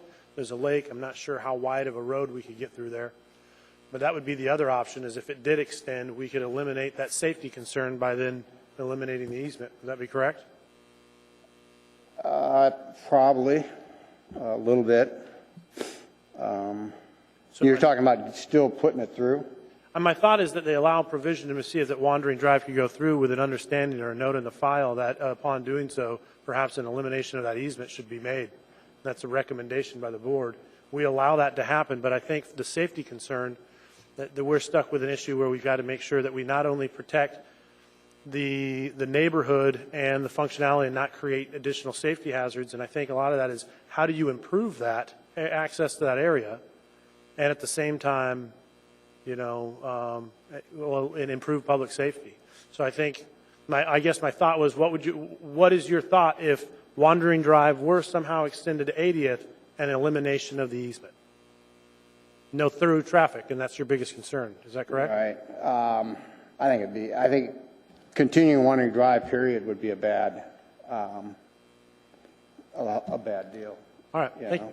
With that traffic, because right now the 3 people that live down there are having problems maneuvering around each other when they do meet on that road as is. So unless something is done with the road, I think it would be a real hazard.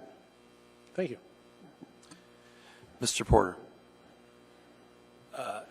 It's Steve? Right. So I'm looking at the aerial photograph. I'm wondering, and I probably can't see it, but can you tell me, where do you live? A lot of people ask that question. Believe it or not, I do live down there. The knee lot? I'm the deed lot. It's actually a lot that Hartman sold to my. Oh, it says right here, deed lot. It's on the larger, is this it right here? Mm-hmm. Oh, I understand now. Okay. And then you access your lot through Wandering Drive. Right. So you're on the end. Right on the very end. Actually, we share the driveway with Ryan to get to my lot. And Ryan is the larger lot? Or Right there's next three- door to it, right. So there's the deed lot, and then there's the little flag-looking lot, and then there's the big lot. Right. And Ryan is the flag-looking lot? Yeah, the 1A. 1A, okay. 1A, got it. So you all access through there, around the corner, and through the 20-foot easement. Right. And what's your opinion of that continuing for the next 50 years? Right now, it's actually hazardous at times because coming around the corner, that one corner, it's at an angle. It's downhill and it gets a little ice on it. If there's somebody else coming out and you're going in, you're going to hit them. You know, because it's like I think what 15 feet. It's very narrow. On the curved part of it, or Right. on the 20-foot access easement? Right. The rest of the road's not bad. Although there's continually people sliding off the road into the ditch all winter long. On the 20-foot access easement area? Say it again. Which area? Which area? On the big corner itself. Okay. So the one that has 60 feet of right-of-way? Right. Okay. Thank you. And Mr. Walker has questions. Who plows the 60-foot road there? Could you say it again? Who plows the road? The city does the turnaround and the road up to our driveway, and then we have, we have somebody plow it. And you have fire service there also? I believe so, yeah. Ambulance service out there? They've had fire trucks come down there. Thank you. Are there any other questions? Thank you. And anyone else from the public wishing to testify? You're welcome. And it's your turn. I have to apologize to the board. I just found out about this meeting just before dinner, and so I'm not prepared. My name is Dick Boyson, Richard L. Boyson. My last name is spelled B-O-Y-S-E-N. And I live on Strawberry Road, on part of a 20-foot easement, coupled with a 30-foot right-of-way. So even Mr. Boyson, yes, would you move the microphone a little closer to your mouth, please? Sure. Okay. I can Thank do that. So even Strawberry is not a fully developed road. It's a happening. You know, it started out as a dirt road and got a little gravel, and then now it has recycled material on it. But it's the whole 660 feet is mixed right away and dedicated easement, and the road Wandering Drive as platted over by Meisner's place is really kind of that's kind of an accident there. That it will never create a properly engineered road. I happen to be a registered engineer, and as well as I was construction manager for the school district for 13 years, so I have quite a bit of experience in construction and planning efforts. And the school district even considered this piece of property one time as an elementary school, for which ended up being Kincaid School. But that alignment that's next to Meisner really ought to be eliminated, and it's I think poor planning policy to put construction requirements on people who are not involved in the development of a particular piece of land. And that's not even taking into account that the lay of this land just does not accommodate a future access over to 80th Avenue. And looking at, in my past experiences, you don't put intersections close to major thoroughfares like they call it Sandcrest here, and I don't know what the impetus was to put two axes from this property to 80th, but that particular intersection on the south on the south end is really too close to Sand Lake Road, and with an access to Sand Lake, it ought to provide enough inflow and egress and exiting of the subdivision. And so I think that the developer of this property has been required to do some things that are maybe in code but don't make sense in terms of good engineering and construction efficiency. And that's all I have to say right now. And if you have any questions for me, I'll try to answer them. Like, let's say I had very little time to prepare for this. Thank you. Did you at least have time for dinner? Barely, yeah. Leftovers. Any questions for Mr. Boyston? Thank you very much. Anyone else wishing to testify? Anyone at all? This is going to be your last chance tonight. Okay, it's your turn for rebuttal.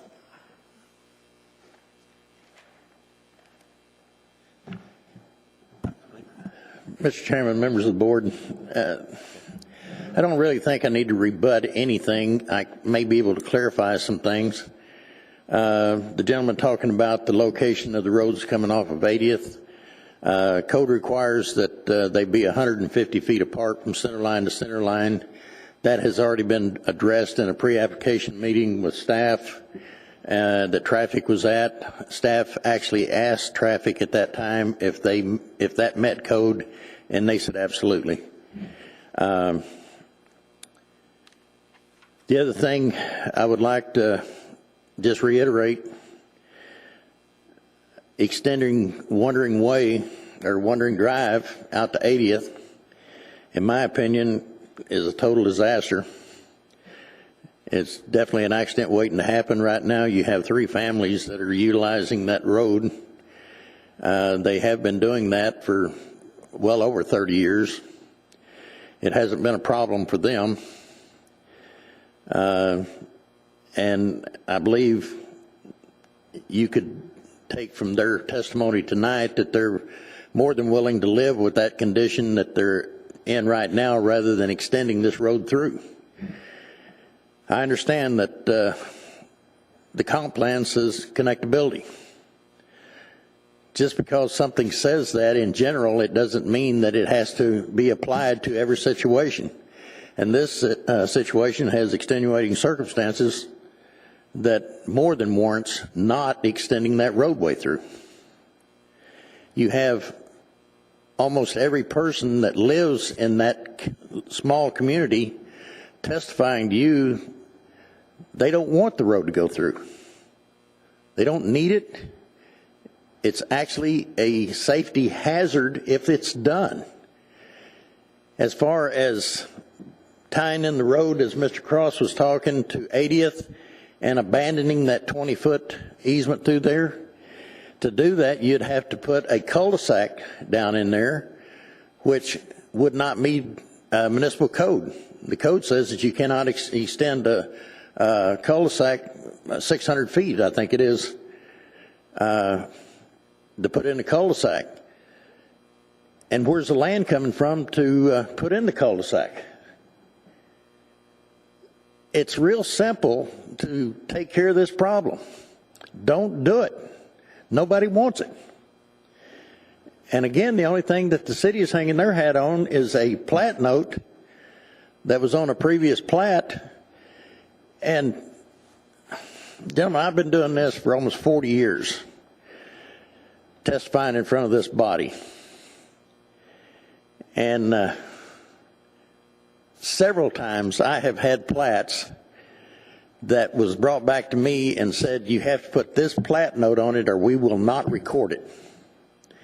Now, I don't know whether that was actually part of the conversation at that platting board in 2005, But just because that one plat note is on there that says when that is extended, that temporary cul-de-sac will go away.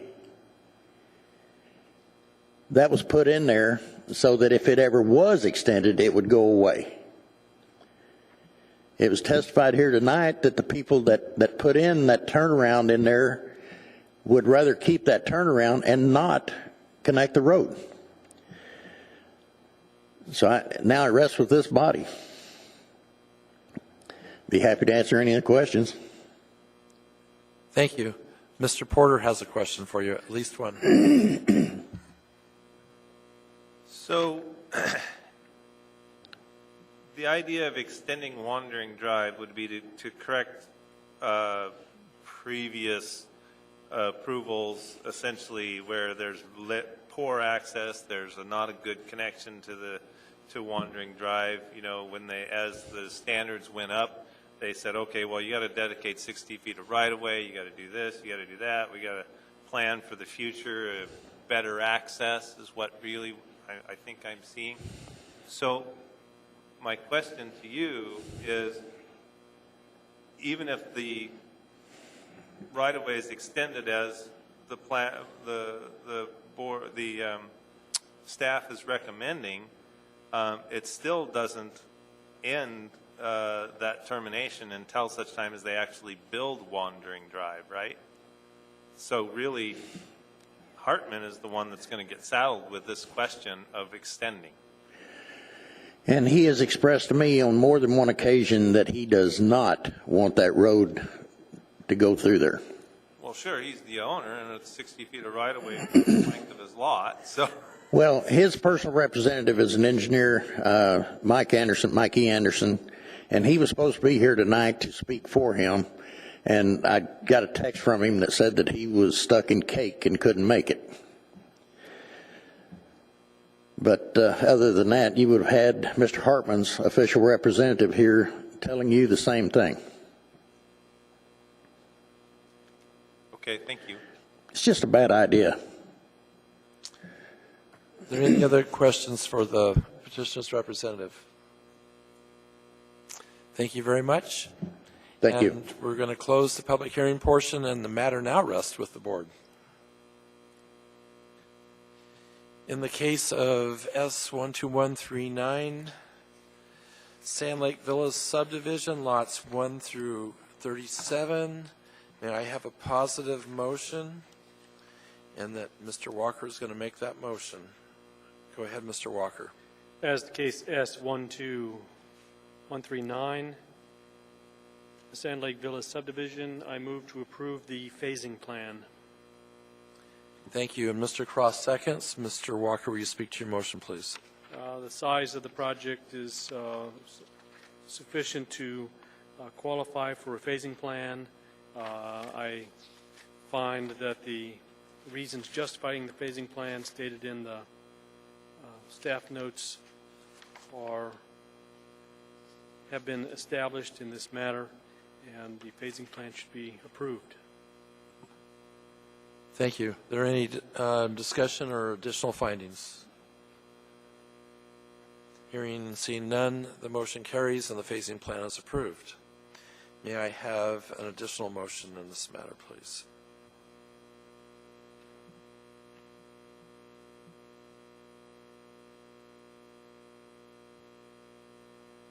Mr. Walker.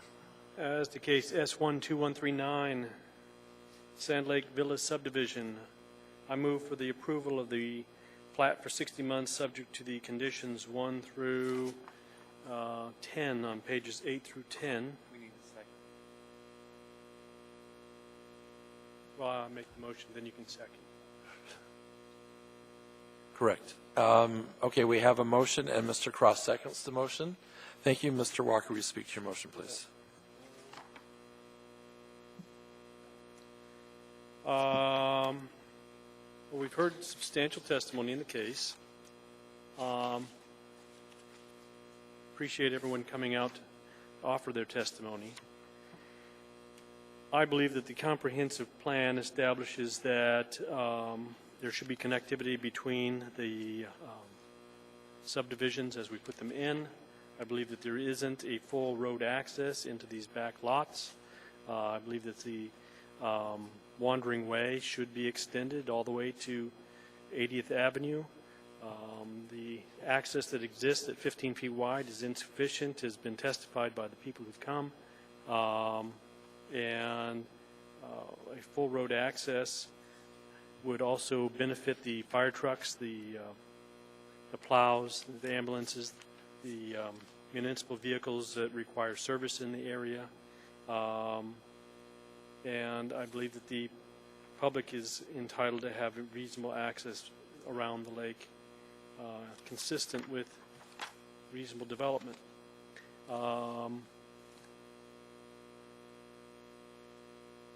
And so I would vote in favor of having that road extended. As to the other elements in here, I'm not certain that there were any objections from the petitioner as to any of the other conditions that are part of the plan. I would actually vote in favor of having the not only just the road being extended, but requiring it to be built to the edge of the next property. Although I'm not making that part of the motion. Thank you. And Mr. Cross, did you withdraw your second? Could I get clarification on that motion? Yes, you can. Go ahead, ask your question. So is your motion to approve the extension from Wandering Drive to 80th with the elimination of the 15-foot easement? Is that your motion? Or? The plat for 60 months subject to the 10 conditions as written in the staff. All right. So that includes simply the dedication but not constructing the road. Thank you. And Mr. Cross seconds, and I'm going to ask for comments, findings, and discussion, and Mr. Edmondson gets to go first.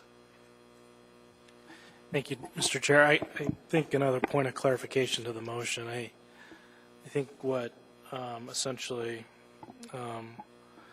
Mr. Walker moved was for the extension or dedication of a 60-foot right-of-way for Wandering Drive through the property to essentially to the unsubdivided property. Is that correct? Okay. Just another point of clarification. Is your motion addressing the extension or the dedication of right-of-way or the portion of right-of-way all the way to 80th?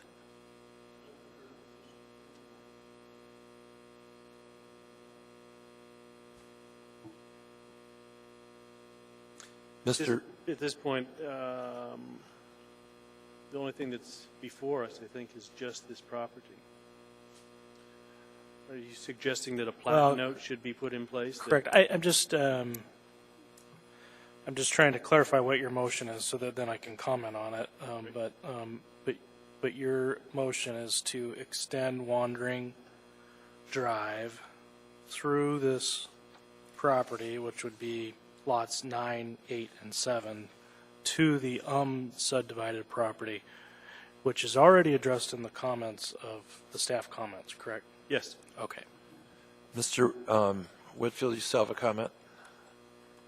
Through the chair, I just wanted to clarify that the staff comments and conditions revolve around dedicating only to the unsubdivided parcel, not to 80th. Mr. Walker, you had spoken to not the board not being able to require the dedication to 80th because it was not on the subject property. However, the board could ask for a half dedication along the east property boundary. Staff obviously has stated that we only believe that that dedication should be along lots 9, 8, and 7 to the unsubdivided parcel, but that is within the purview of the board. And just Mr. Edmondson, for clarification, I believe what Mr. Walker is proposing is exactly what's written on pages 8 and 9, and the question that you're asking specifically is item number B3, dedicate 60 feet of right-of-way for Wandering Drive, and so that dedication is just as shown on the plat map that we have. Yeah, correct. I just heard him say extension of Wandering Drive to 80th Avenue, which as it's currently written, would not address that. If the board sees fit to provide half-width right-of-way along the, I think would be the east property boundary to 80th Avenue, we would need to address that in amendment to the staff's recommendations. And I would support such a motion, amendment to it. I didn't know whether anyone else on the board would. Mr. Porter.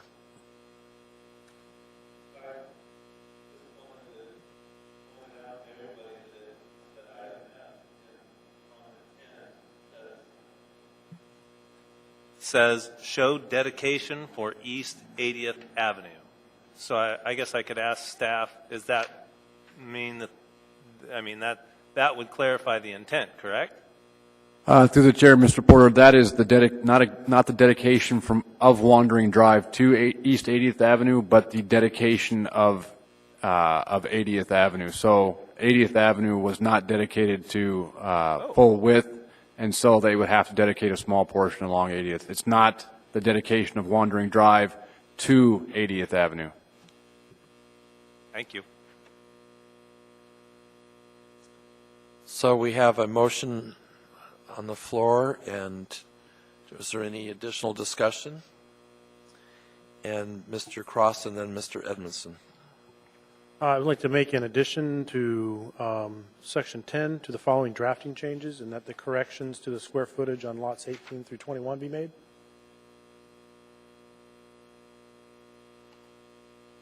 Mr. Edmondson, Which numbers were those? That would be Lots 18, 19, 20, and 21. Mr. Cross, that would be an amendment. That'd be thank you, an amendment to be added to make a provision that under Section 10 make the following drafting changes. The square footage on the lots are corrected.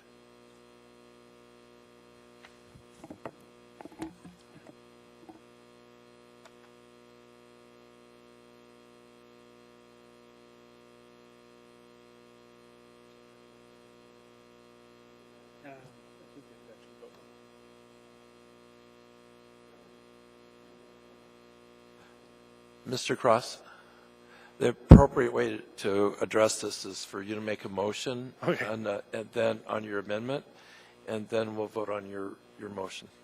Thank you. I would like to make a motion that under Section 10, making the following draft changes, that the square footage on lots 18 through 21 be corrected.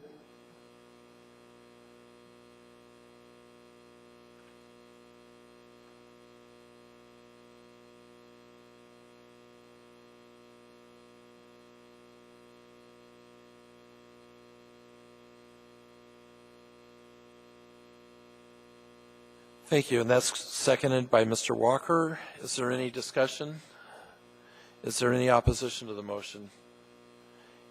Hearing and seeing none, that motion carries, and so that amendment will be made.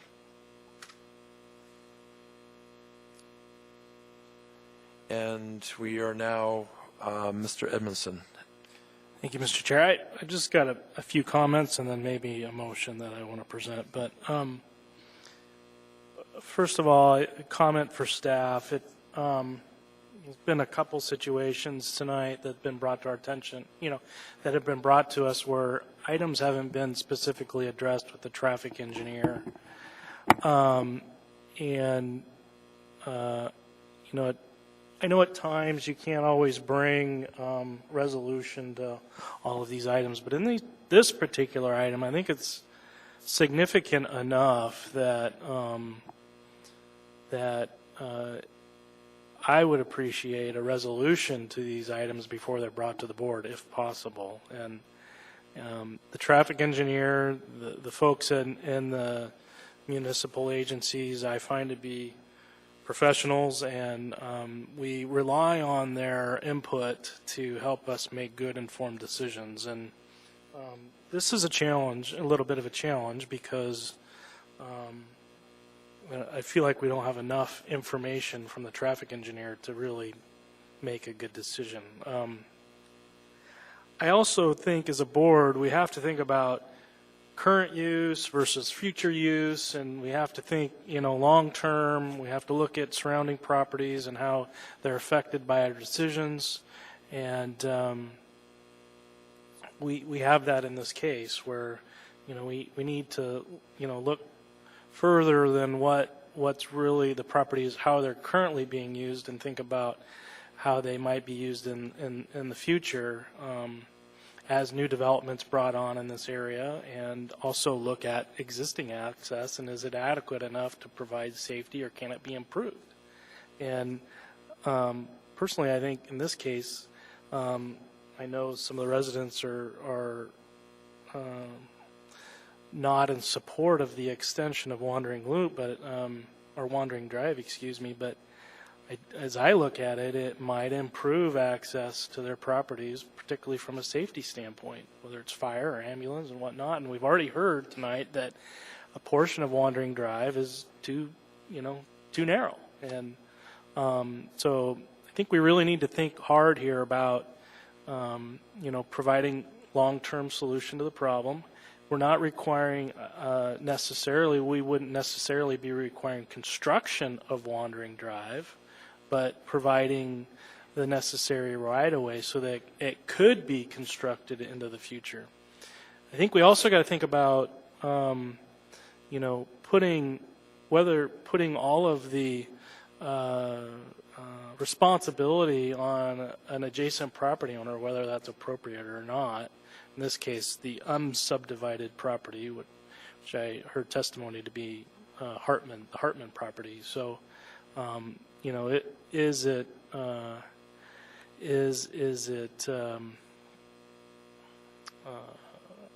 fair to essentially defer judgment here on this property and put it all on the back of the future development that may come forward there? So, that being said, I would like to make an amendment to this, a move for an amendment to be added to this. I think it would be maybe a revision to condition number 3, dedicate 60 feet of right-of-way for Wandering Drive. Maybe some assistance here as I work through this amendment here, but dedicate 60. I'd like to make an amendment, or move to make an amendment to number 3 to dedicate 60 feet of right-of-way for Wandering Drive to the unsubdivided parcel, and 30 feet, dedication of 30 feet of right-of-way along the east property boundary of this project. So I'm not sure if I need to specify that a little bit closer than specify that more than what I've already done, but essentially that would be a dedication of 30 feet of right-of-way for the extension of Wandering Drive along lots 6, 5, 4, 3, 2, 1 to East 80th. Thank you, Mr. Edmondson. And Mr. Walker seconds your motion. Would you speak to your motion, please? Again, as I just mentioned, we need to think long term here. We need to provide access for future development. This is already my motion addresses meeting the long-term objectives of our comprehensive plan. Also, would approving this motion would not put all of the responsibility to extend Wandering Drive to East 80th on the owner of the unsubdivided parcel to the east. Thank you. And Mr. Whitfield. Through the chair, Mr. Edmondson, I was just given some information from the petitioner's representative that said that along the east property boundary that the grade to construct right-of-way would exceed the maximum allowable grade of 6% that the municipality allows. I would also add that if the property owner to the east, Mr. Hartman, were to develop his parcel as the petitioner's representative has indicated in developing basically a straight cul-de-sac, he could essentially continue that roadway through, connect to Wandering Drive, and develop the parcel. I think his intent was just to simply put a cul-de-sac in and develop it as such. I'm not sure that, first of all, I'm not sure that dedication along the east property boundary is necessary, and secondly, I don't know if it's even possible to construct a roadway there, as the grades in what I'm looking at appear to be relatively steep. And I just to add, I only say that because I believe the board should have that information. Thank you. And next up is Mr. Porter. I have a question for staff on his proposal. Essentially what he's doing is he's going to reduce the overall depth of the subdivision by 30 feet. And I noticed that all of the lots have a dimension of 100 foot. Is there a depth requirement on these 100 foot? Through the chair, Mr. Porter, yes, the minimum depth is 100 feet. By dedicating 30 feet along the east property boundary, you would, in essence, be making those non-conforming lots and basically requiring a redesign of the subdivision. It would be, if the board was, if they were adamant that dedication of 30 feet along the east property boundary was necessary, I would suggest either postponing the case or returning it for redesign, because it would essentially make those lots non-conforming. The only give in this subdivision is the 110 feet between 34 and 35, and so that there would be another 20 feet that would have to come out of some of these lots somewhere, and that's a total redesign. Through the chair, Mr. Porter, yes, you're correct.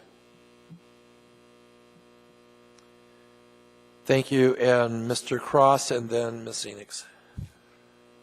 Thank you. I want to make note here. I just want to point out that according to the slope requirements on this, that the slope across 9, 8, and 7 is approximately 50 feet in an area that's 156 feet long. That is a considerable slope. If Wandering Drive ever does get extension, that's going to take a considerable shoring project and a retaining wall, which will be directly behind some houses. I think that the reality is that we're discussing a proposed roadway that the reality of this ever going through is slim and none. So I don't want to take a problem and make a problem where it's an inconvenience. So thank you. Thank you. And next is Ms. Enix, and then Mr. Porter. I just wanted to say that I do not support a dedication of Wandering Drive. Based on the public testimony, based on the petitioner, and I also do not feel comfortable with putting the onus on the east property entirely. I think it's not justified.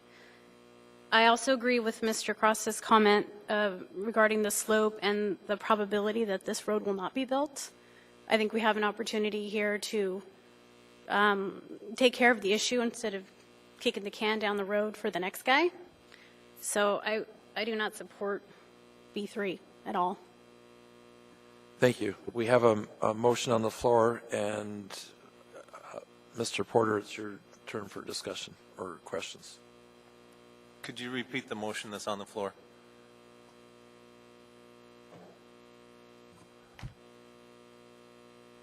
Thank you. It's the revision to condition number 3, dedicate 60-foot right-of-way wandering drive to unsubdivided parcel and 30 feet dedicated right-of-way along the east property boundary of this project. So the question here that we have before us is, it is some of it kicking the can down the road, but it's also about providing good access to Wandering Drive that through a terrible set of circumstances has now put it somewhere here. And if we, the information that we're lacking is the planning for Wandering Drive to connect to 80th. We kick the can down the road, and we don't, and planning has, I think rightly so, said, hey, connect it along the same trajectory, put it to the next lot, either, you know, now we're saying, well, should we take it out of this subdivision or that subdivision? But what we don't know is how that planning would connect, you know.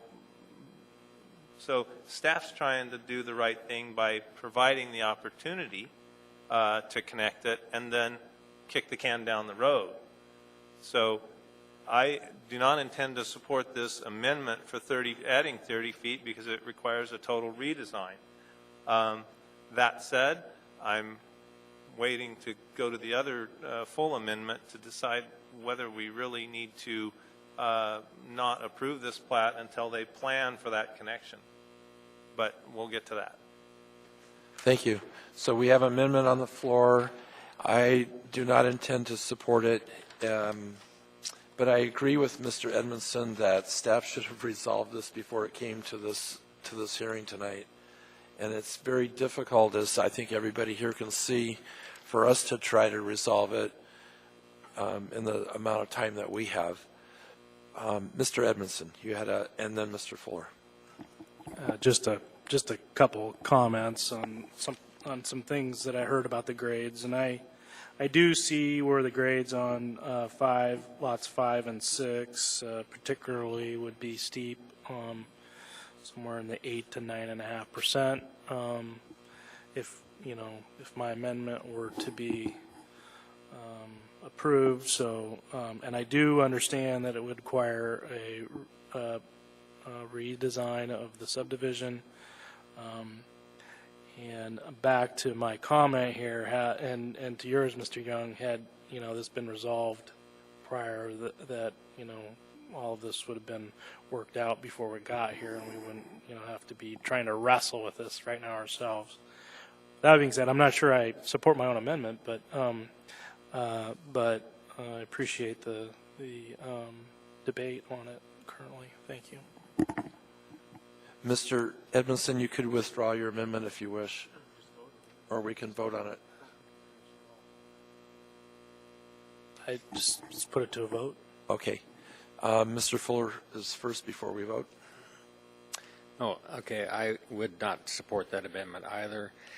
Staff indicates that grade elevation is too great, and as far as kicking the can down the road, if we were to allow that easement across those 3 lots, then we are in fact saying that we want that continuation of the Wandering Drive out to 80th.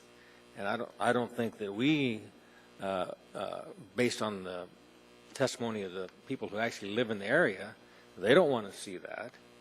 That's not a control issue. If we put that easement there, then we are doing what the previous plat note said, creating confusion, because it logically does not, looking at this map here, this aerial, nobody wants it, nobody needs it, and the lot next door, he doesn't want that on his east border, that easement for the road. He's going to put a cul-de-sac in the middle, which makes all the sense in the world, and it's only going to go down to the high side of the elevation. It's not going to go down into the low part, which would create the unsafe transition. So I recommend they delete the number 3, and I'll do that when we're done. Thank you, Mr. Fuller. And if there are more comments, let's have them now. Otherwise, we're going to vote on the motion that's on the floor. And would you read the motion again, please?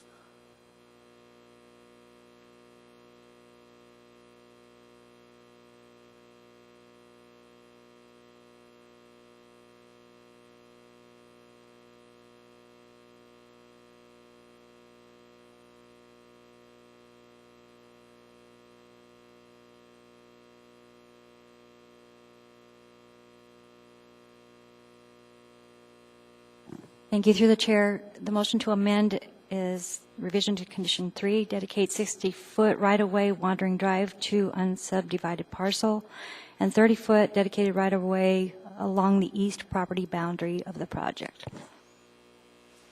Thank you. So we're going to put this to a vote. A yes vote approves the motion, and a no vote denies it.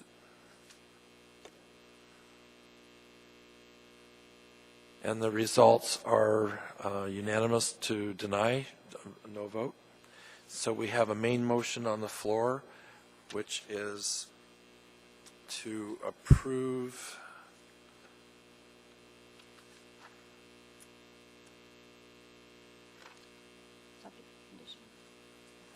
the motion that's on the floor is approval of the plat for 60 months subject to the conditions on page 8, 9, and I believe 10, including Amendment H from Mr. Cross. Is there any discussion on this motion? Any further discussion? Excuse me. Mr. Porter. So, the question before us is approve it as everything is and kick the can down the road. Because what's going to happen is Hartman at some point in time is going to come back to us, say we approve it, and he's going to say, okay, I don't want to even though that right of way's there, I don't want you to connect it, and then we're going to be debating this question again. So I'm only saying this for information because I'm deciding, do we force the issue right now and tell planning to go back to traffic and come up with a plan to connect Wandering Drive that includes Hartman, who's being affected by this? That's my question to the board, and I am interested to hear what people have to say.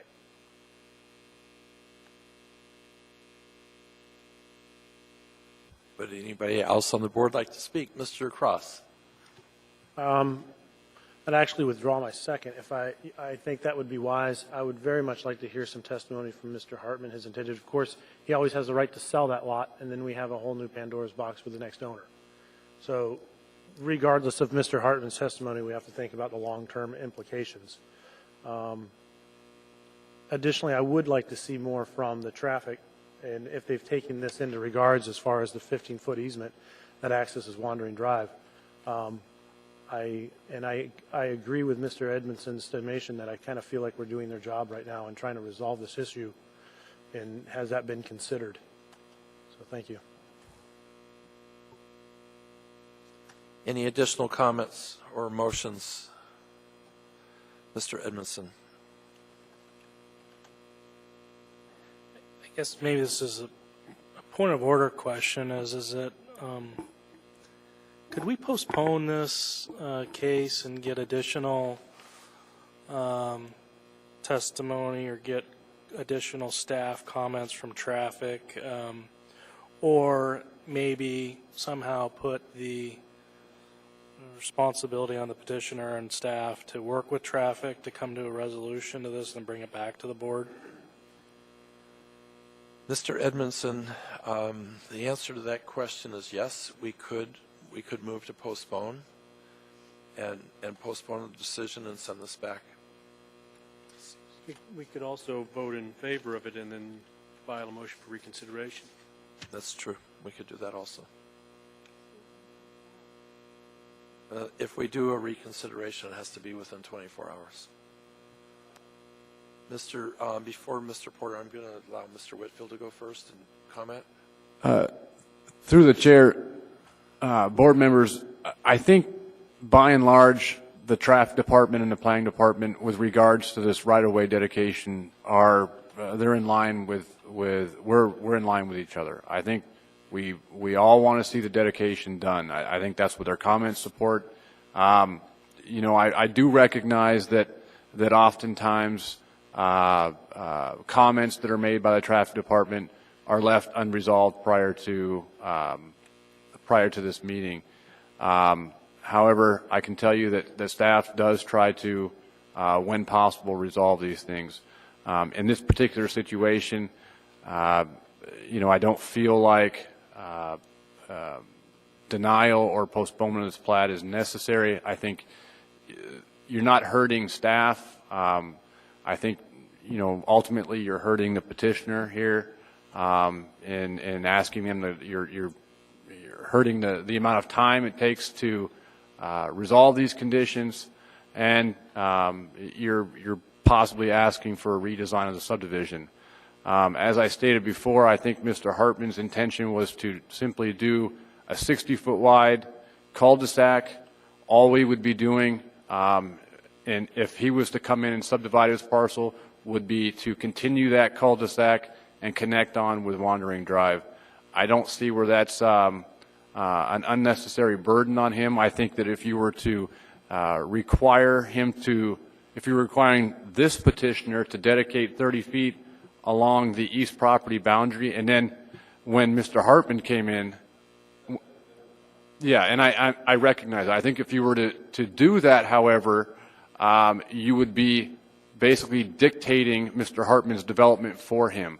I think that asking him to connect to Wandering Drive with with what Mr. Burnett has stated was his intention in subdividing his parcel, I think that is certainly less of a burden to him than if you were to make him dedicate the additional 30 feet along this petitioner's east boundary. So I honestly think that requiring this petitioner to dedicate 60 feet along that northeast property corner is probably the best solution to this plat. I honestly believe that. Thank you. Thank you. And we have Ms. Enix next, and then Mr. Edmondson. I just wanted to remind the board that if they do provide this dedication and the road is constructed, it's still going to go to that really narrow road that it doesn't have a very good resolution, because you can't do a cul-de-sac, you can't close it off, and if there's a house 5 feet from it, you're not going to be able to make it wider. So you're still creating quite a problem for the people that came here to testify, which is like 100% of the neighborhood. Thank you. And Mr. Edmondson.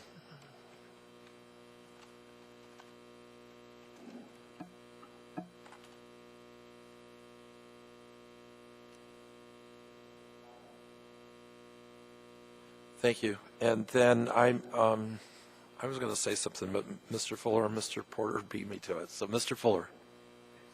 Well, I would move an amendment to delete number 3 in the requirement.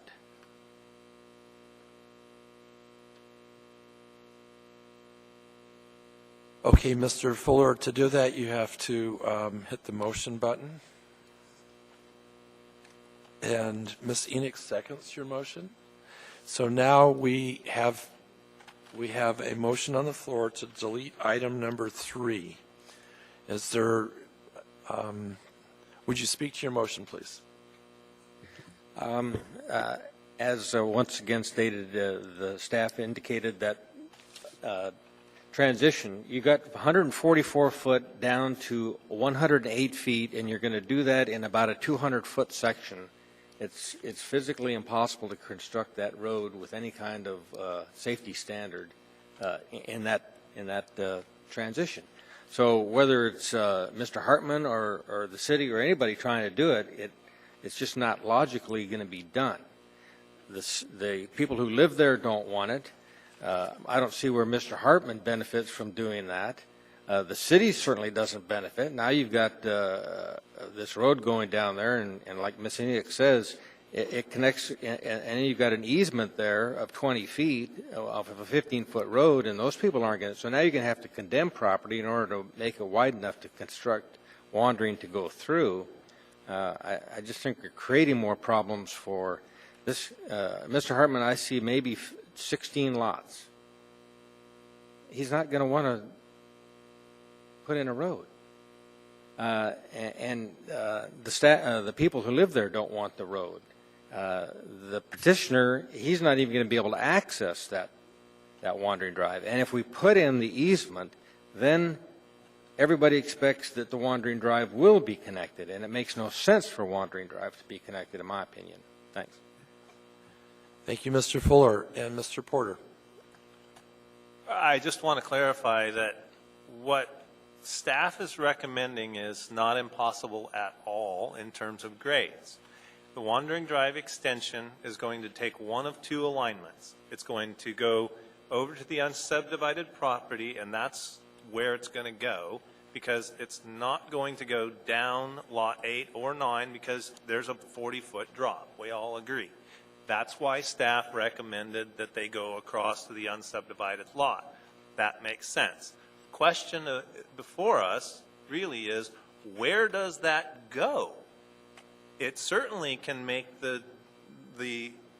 from all the standards, it can go from where it is now, it can go across lots 7, 8, and 9, and then work its way all the way to 80th, and it's going to be a very, very gentle grade by the time they get done with it. So grades are not the issue in this question.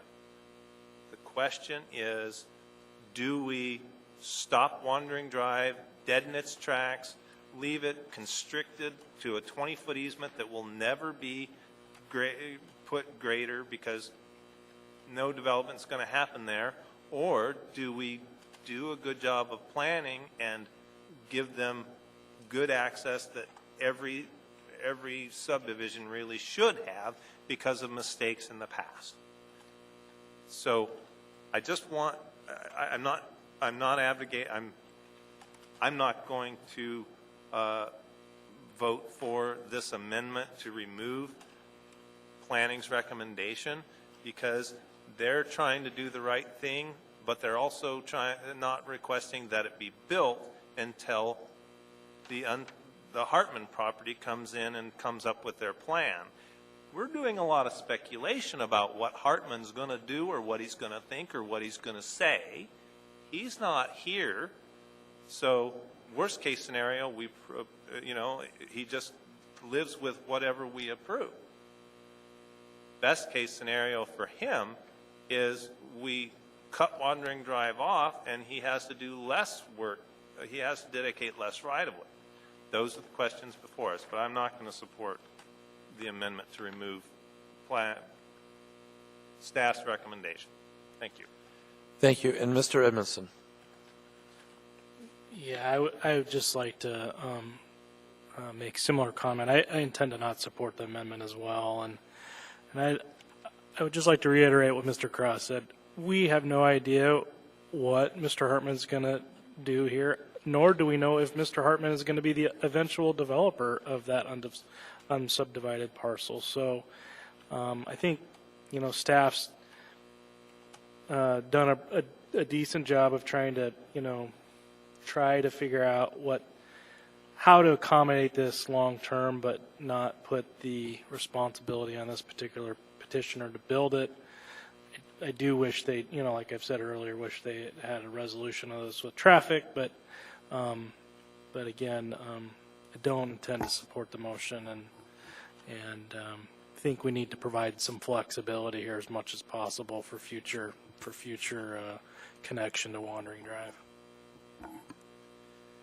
Thank you. We have a motion on the floor, and the motion is to delete item number 3 on page 8, dedicate 60-foot right-of-way for Wandering Drive.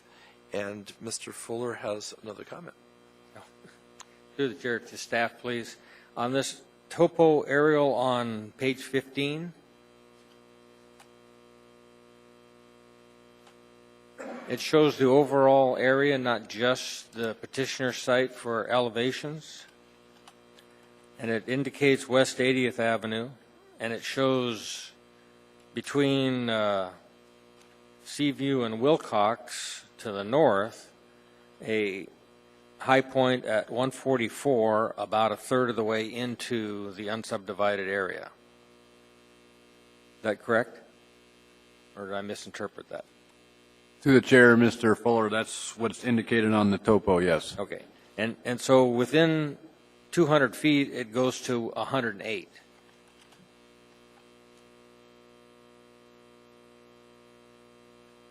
In the unsubdivided tract. No?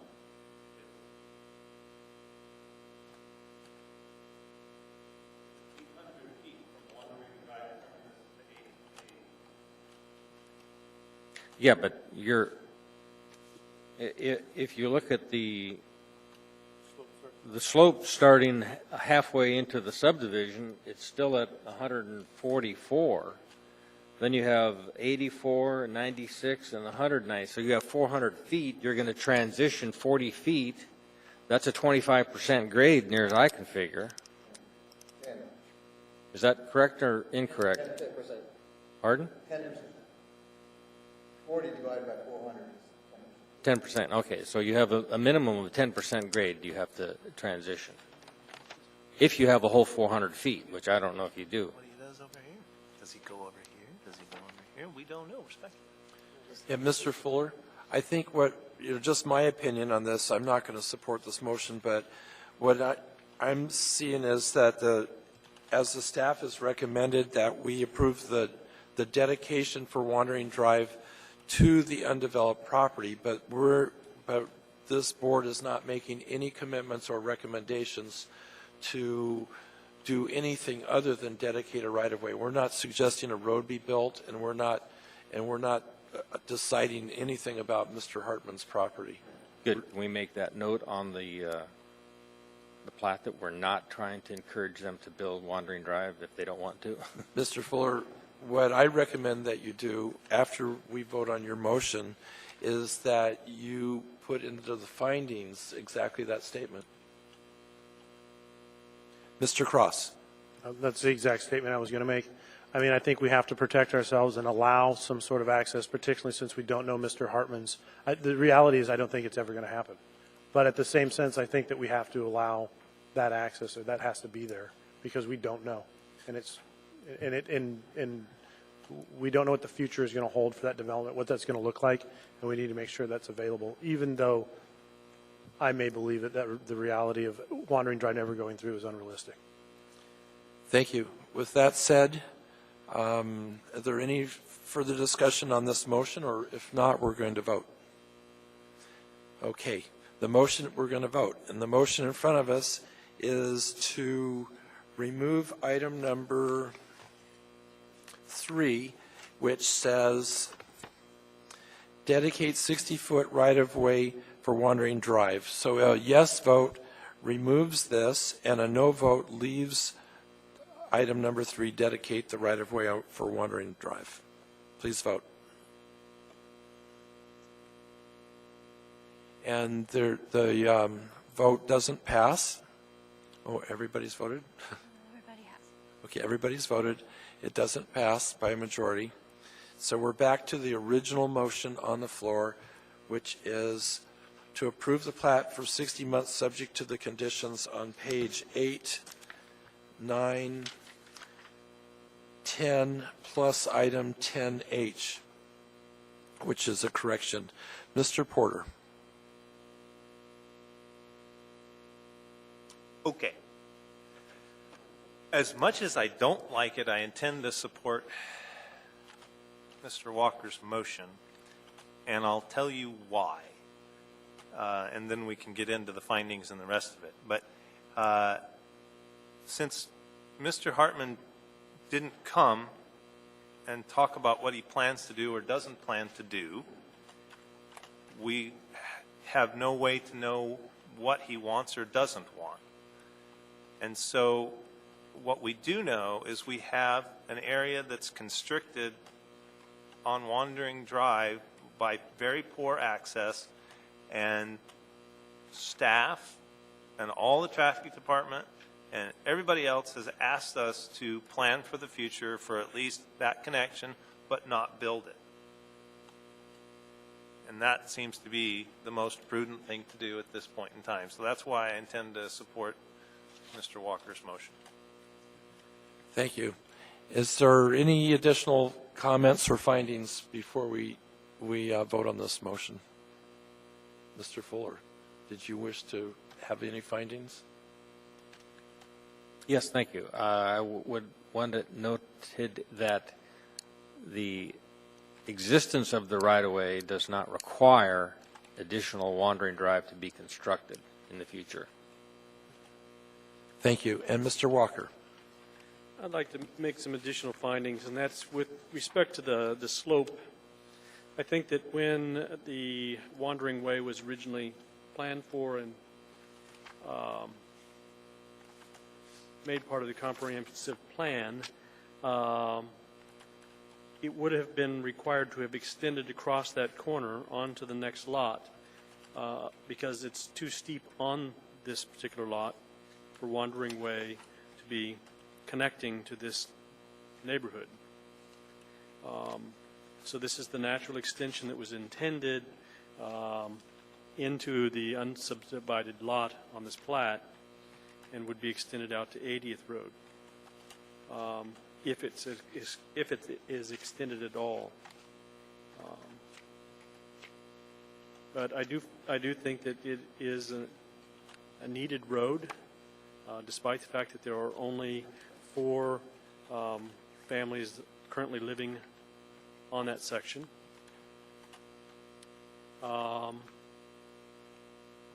think that we need to plan for providing full access to that road. Thank you.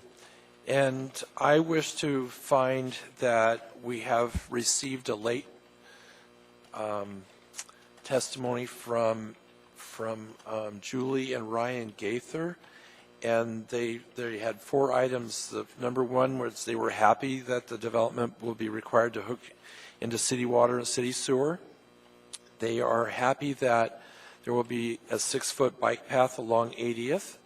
They are happy that developers are only building R1 type homes, and they do not agree with the city of Anchorage prohibiting the use of Bristow Circle, and I want to address that. So we have comments in support of this development, but as far as the name Bristow, they recommend Bristow Bay, and I believe that item number 10A addresses their concern, and that the method to get this resolved for the petitioner is to contact municipality addressing and work out a name with them.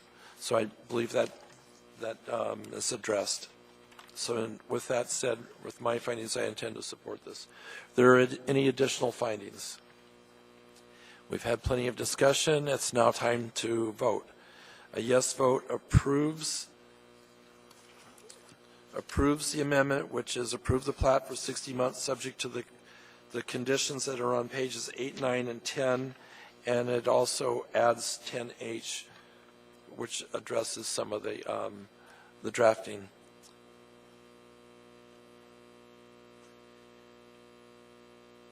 And with all of the discussion, the vote is approved and the plat is approved.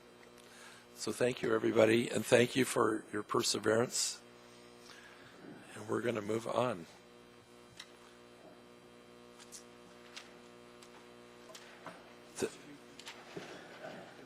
Oh, yeah, thank you. Thank you. Thank you, Mr. Walker.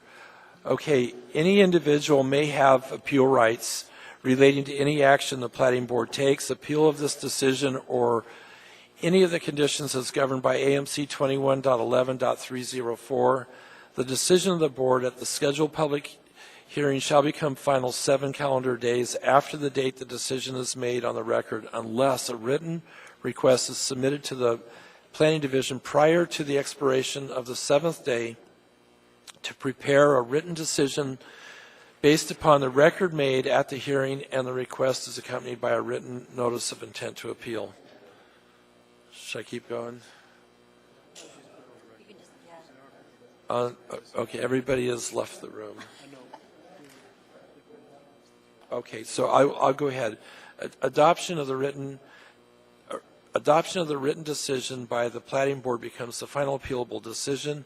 Within 20 days of the final appealable decision, an interested party must file with the municipal clerk either a written motion alleging new evidence or changed circumstances per AMC 21.11.503, or an appeal of the board's final appealable decision per AMC 21.30. Okay, moving on the agenda. The next item is appearance request. We have none. Other request, we have none. Persons to be heard, we have none. Reports from the chair. We have one. Trust me, this will be short. Next month we have elections, so if think about who you would want to be the chairman, if somebody different, and the vice chair. And lastly, before adjournment, are there any board member comments? This is your chance to speak about any board member comments. I got one. Yes? I have one. Over here. Oh. Button. Okay. Mr. Edmondson, go ahead. Thank you, Mr. Chair. Thank you, Mr. Chair. I know in the last case we ended up, back to where we approved essentially staff's recommendation, but I got to say I appreciate the discussion tonight on that particular case and working through that and working through the amendments. I think that's why we're here, and we ultimately probably spent a lot of time to get back to where we were in the beginning, but I think again I appreciate the discussion and debate, and that's how we make good decisions. So, thank you. And we're still on the record? I will not say it then. Well, it's not bad what I wanted to say. Well, I'll go ahead and say it. Is when I went to last year, I went to, I believe it was November, to planning training, and one of the things that they mentioned about people like you guys is that we actually make decisions that affect the future of the municipality, in our case, that are more effective, whether good or bad, but our decisions are more effective and take place much faster than the politicians. So it was an interesting comment in that training and so it has to do with the discussion we had tonight. We're looking out for the betterment of the future and the safety, and we're actually making decisions that go into effect immediately. So I want to thank everybody for the discussion, and you all worked through it very well. Any other board comments? Would anybody like to move for adjournment? And Mr. Edmondson does, and Mr. Walker seconds, and we are now adjourned, and it is 9:18. You're almost half an hour off.